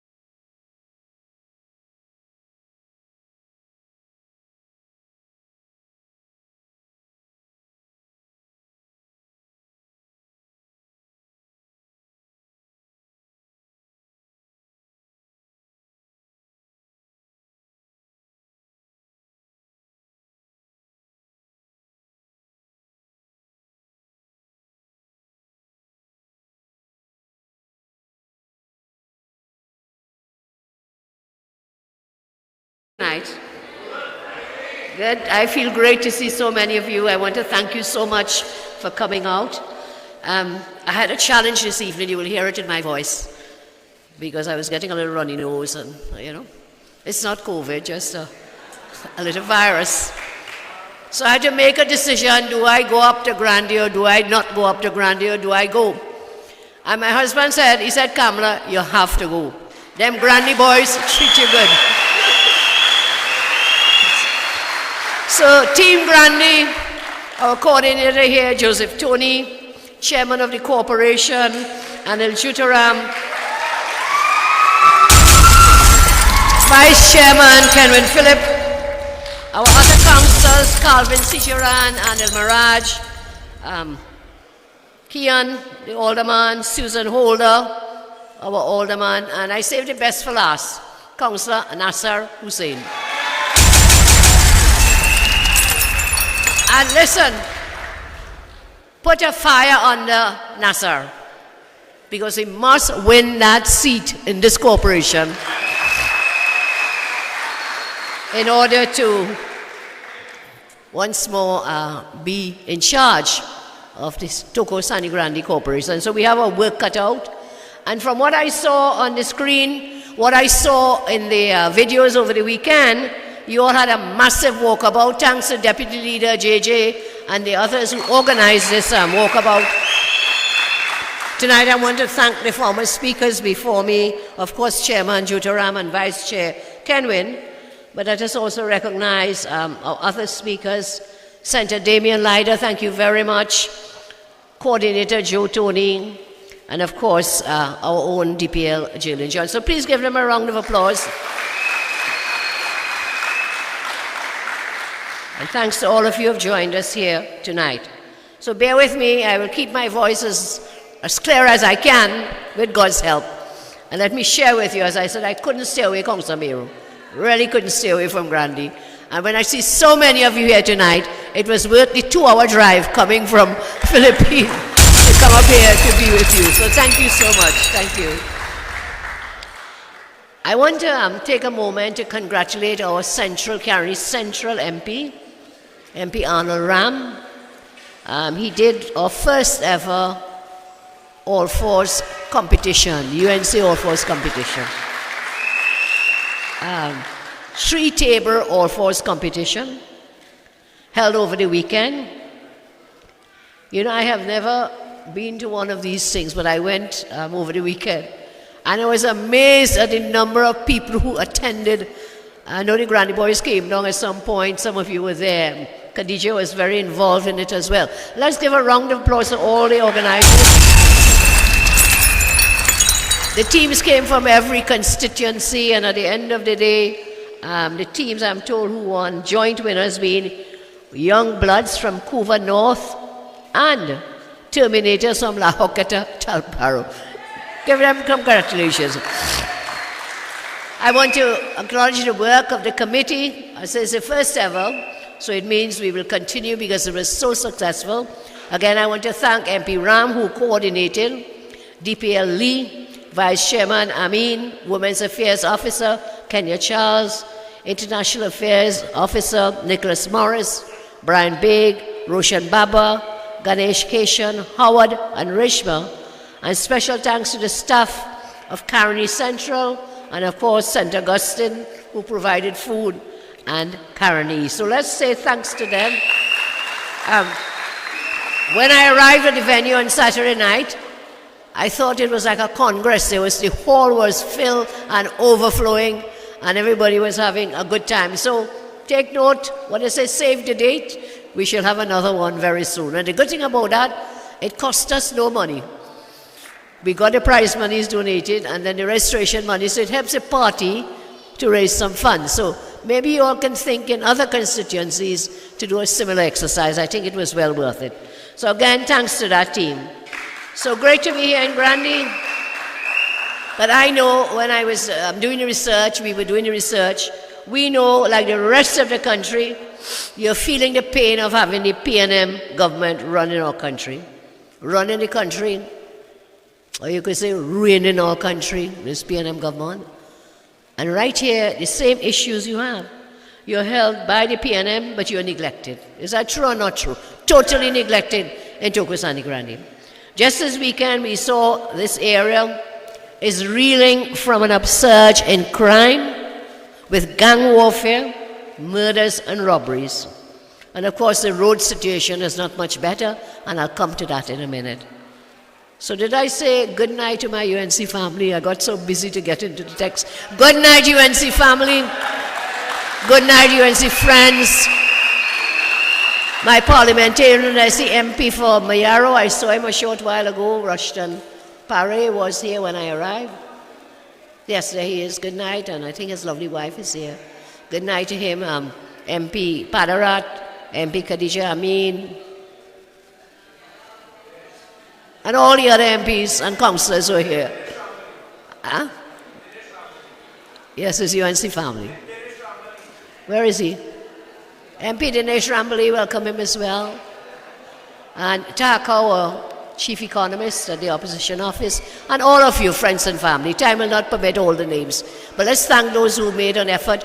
Our senator from time to time is also here. Thank you for joining us. PRO, our youth arm chairman, Daniel, blah, blah, blah. Everybody, welcome, and thank you so much. So, over the weekend, as I said, we saw the news headlines with the crime, the surge in crime and the lawlessness, the murders, the gang warfare, the robbery.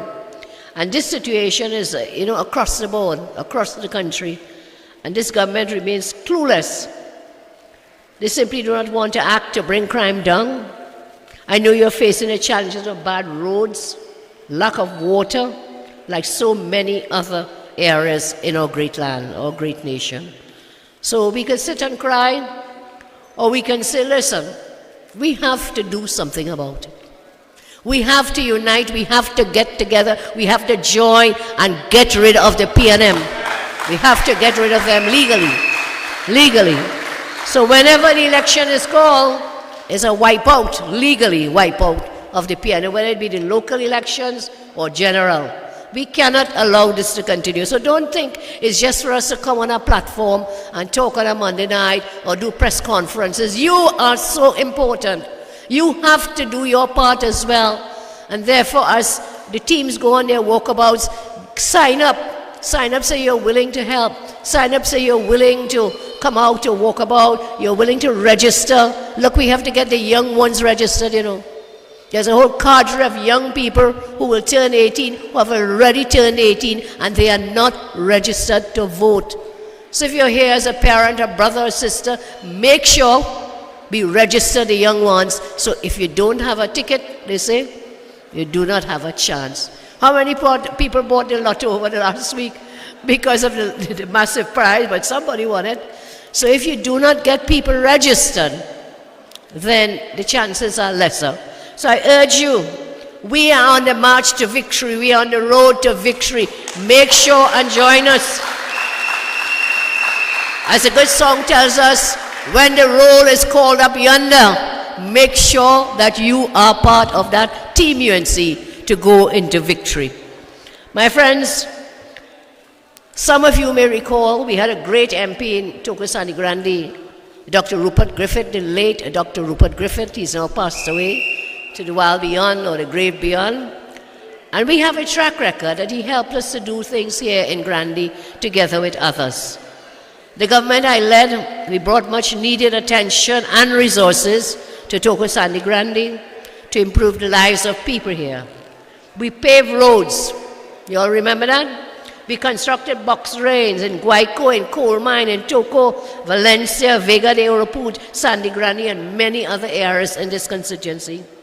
I remember when we were opening that Valencia bypass road, and I always make this joke, the later Rupert Griffith and I shared this joke. Rupert was telling me, he said, Leader, Prime Minister, we have to do this Valencia bypass road. I said, boy, nobody lives there. It's just like you're driving through a forest, nobody lives there.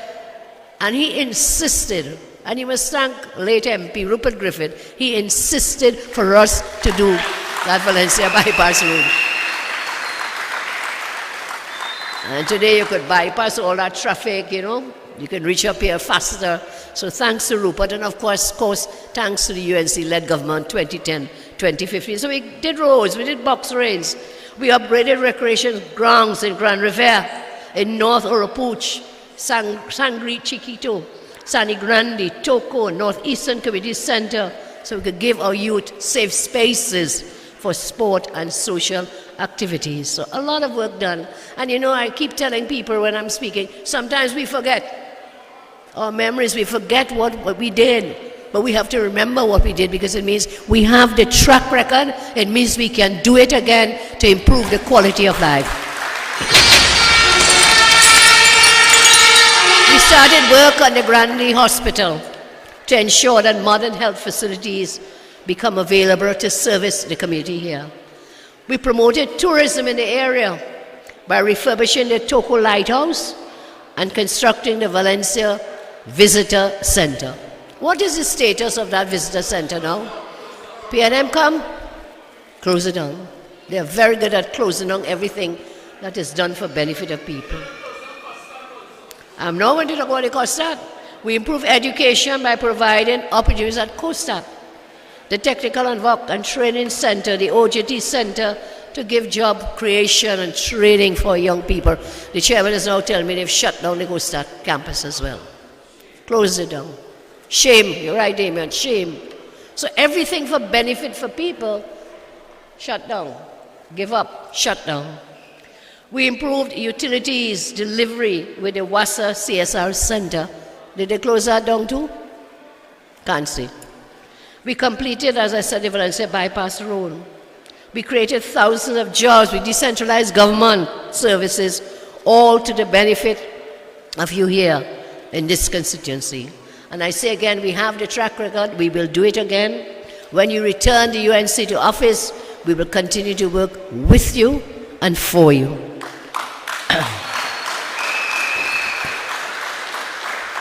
But I think a major task, which everyone will acknowledge, is that we have to work. The first thing we have to do is to bring down the high cost of living.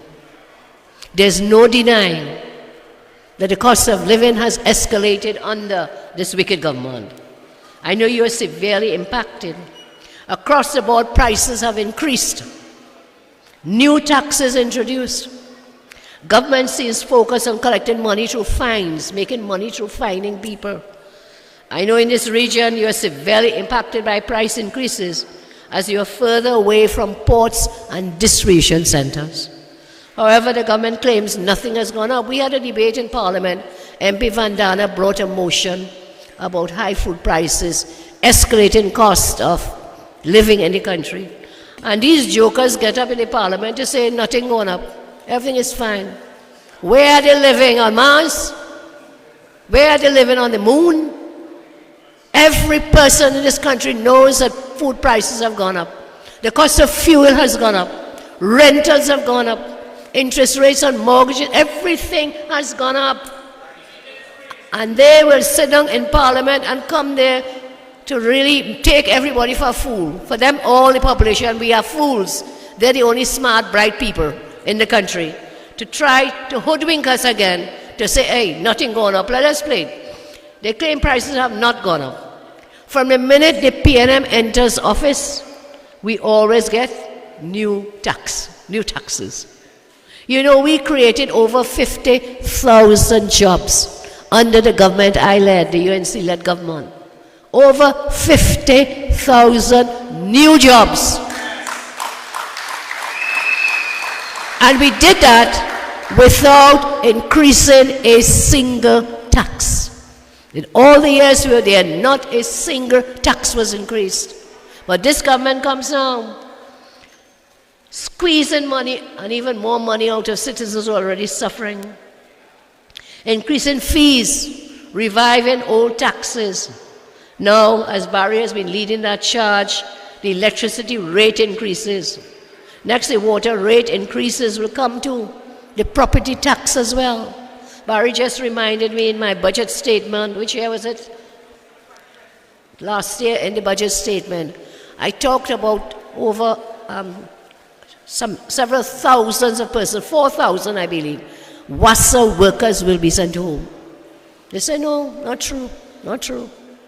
Now that WASA has sent its proposals to the IRC, it's coming down the road. So in addition to all the new taxes and the fines, they're also sending home more people. I saw today Digicel is sending home 126 people. So the rate of joblessness keeps increasing under this government. From CSO data, NIB data, we have over 65,000 people lost jobs since the PNM came into office. And they've created not, as I said, a single new job for anyone. So no jobs, prices increasing. And you know what it means for your pocket to feed your families and take care of your families. You remember they brought a tire tax. Don't forget, they brought earlier o'clock a tire tax. Then what they do again? They brought an online tax. Then they did a luxury tax. Then this luxury tax wasn't really for luxury, it was for apples and grapes. A luxury tax. Them fellas eating them thing every day. We have one MP stand up and say there's no shortage of groceries in Tobago because I'm getting my almond milk. You all know what almond milk is? Nobody's answering. Does anybody know what that is?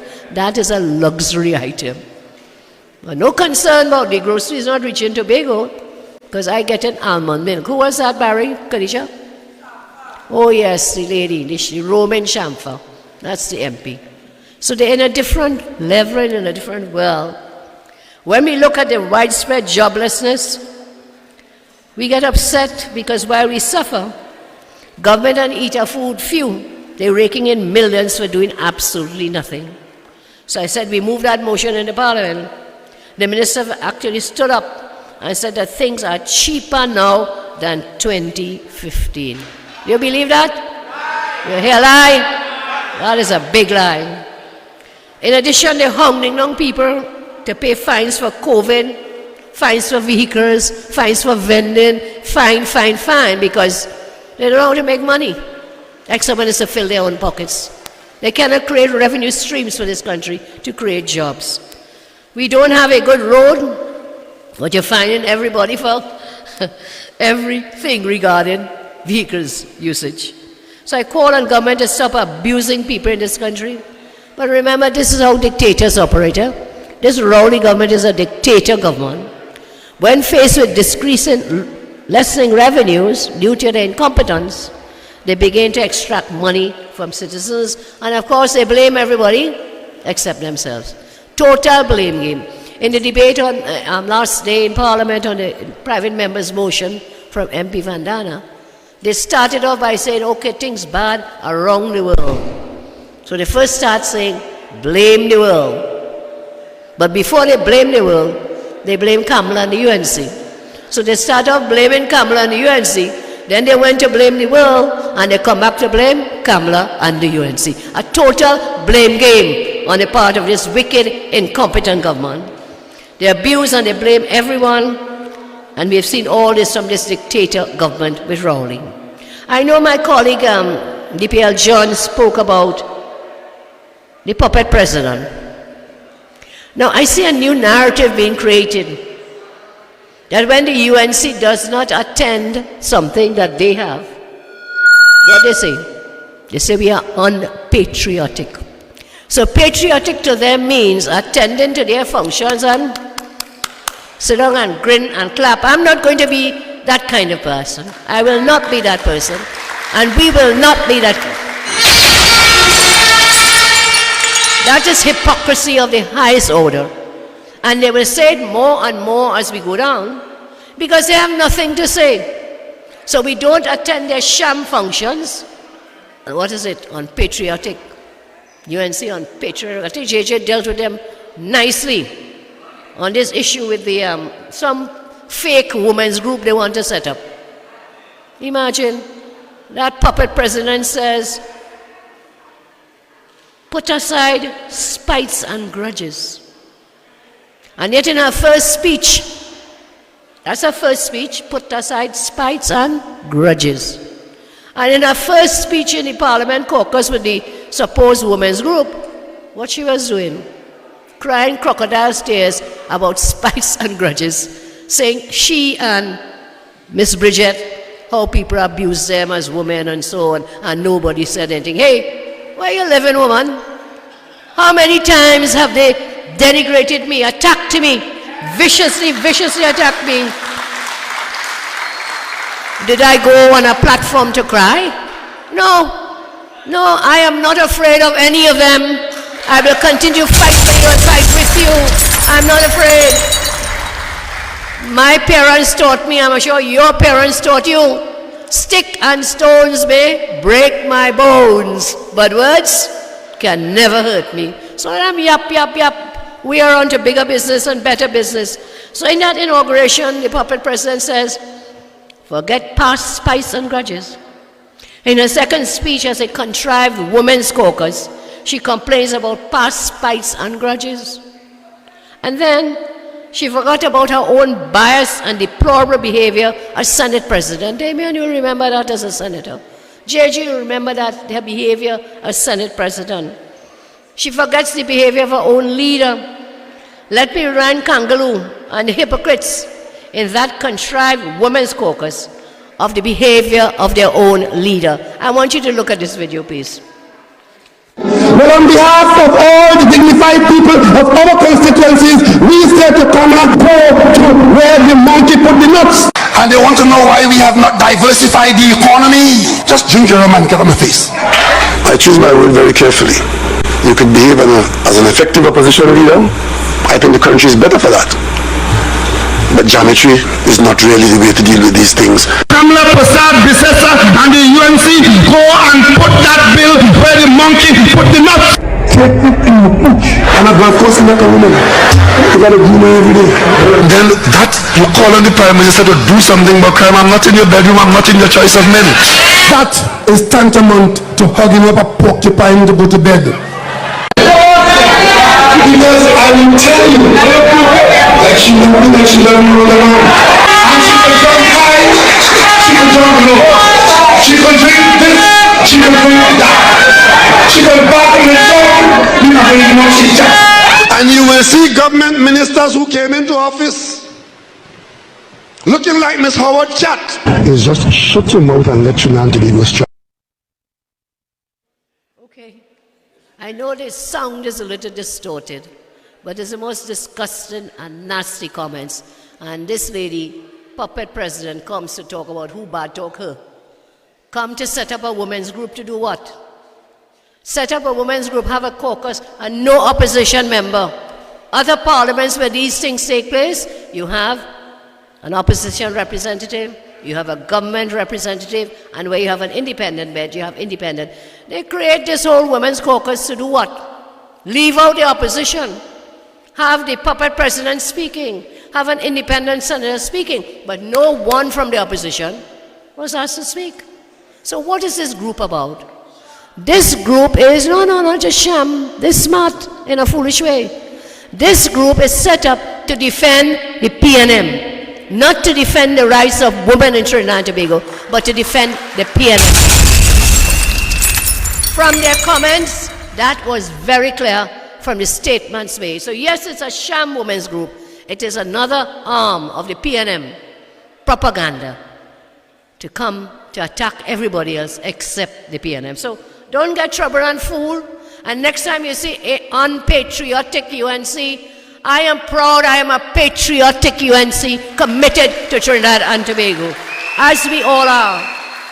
So to women here, don't look for sympathy and patronage.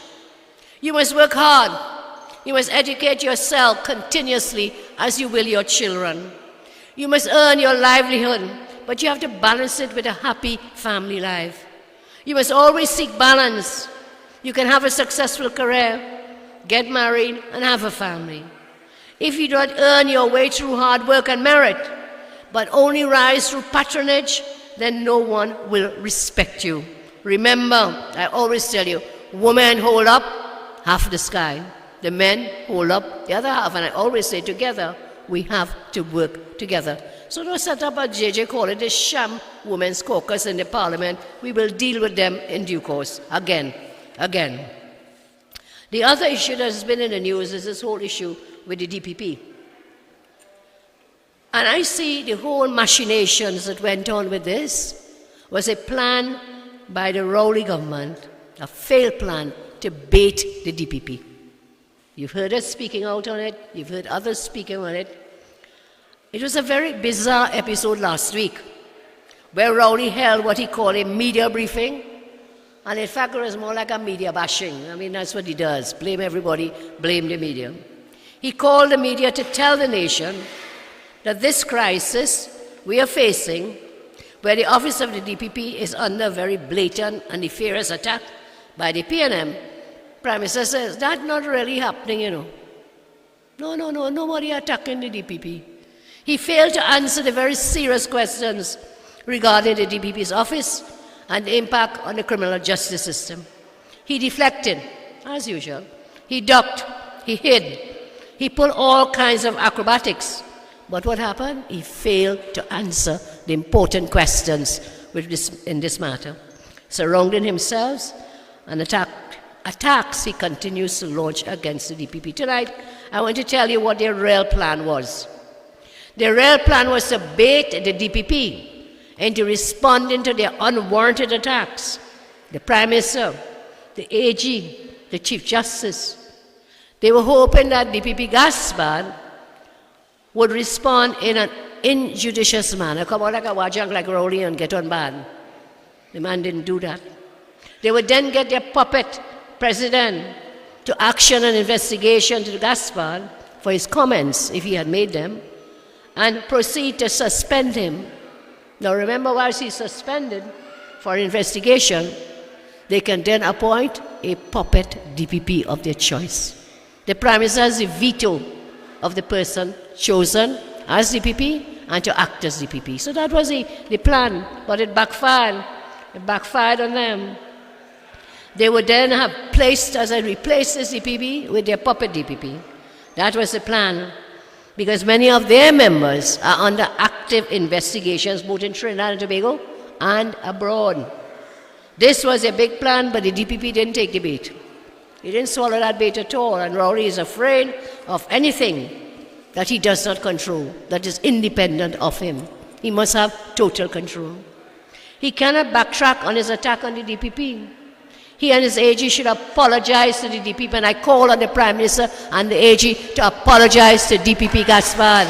I call him out. The Prime Minister lies about not criticizing the DPP, but at the same time, he wants to reopen cases DPP has closed. That's what he wants to do. This is political witch hunting. The government cannot decide whom to investigate, whom not to investigate. That is totally ultra-vires our Constitution. And so, Rowley is deflecting from his government failure to do a security evaluation. What is this big issue about? They said they paid millions for a building. So why didn't you do the security evaluation before you rented the building? Before you spent 3 years of rents? Why no security evaluation? And therefore the Prime Minister has to answer.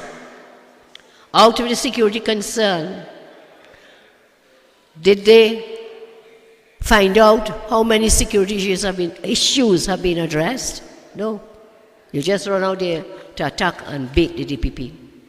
And on top of all of this, I think they're very afraid of Nelson Gate. That Nelson Gate is one of the biggest scandals that ever took place in the Republic of Trinidad and Tobago. So they're desperately trying to deflect from Nelson Gate. When I raised it, Rowley said, talk about Nelson Gate. I want you to look at this video clip. Before we get it, I'll tell you this.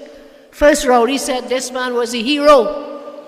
Nelson QC and now KC, King's Counsel, he was a hero. And the next time Rowley talked, he was zero. Nelson was zero. Please, let's look at the video clip.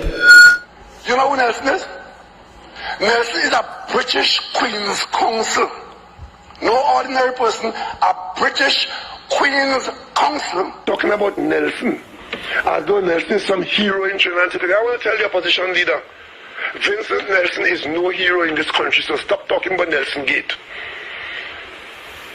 Vincent Nelson is a Jamaican Englishman who came to Trinidad and Tobago for reasons best known to him. You know who Nelson is? Nelson is a British Queen's Counsel.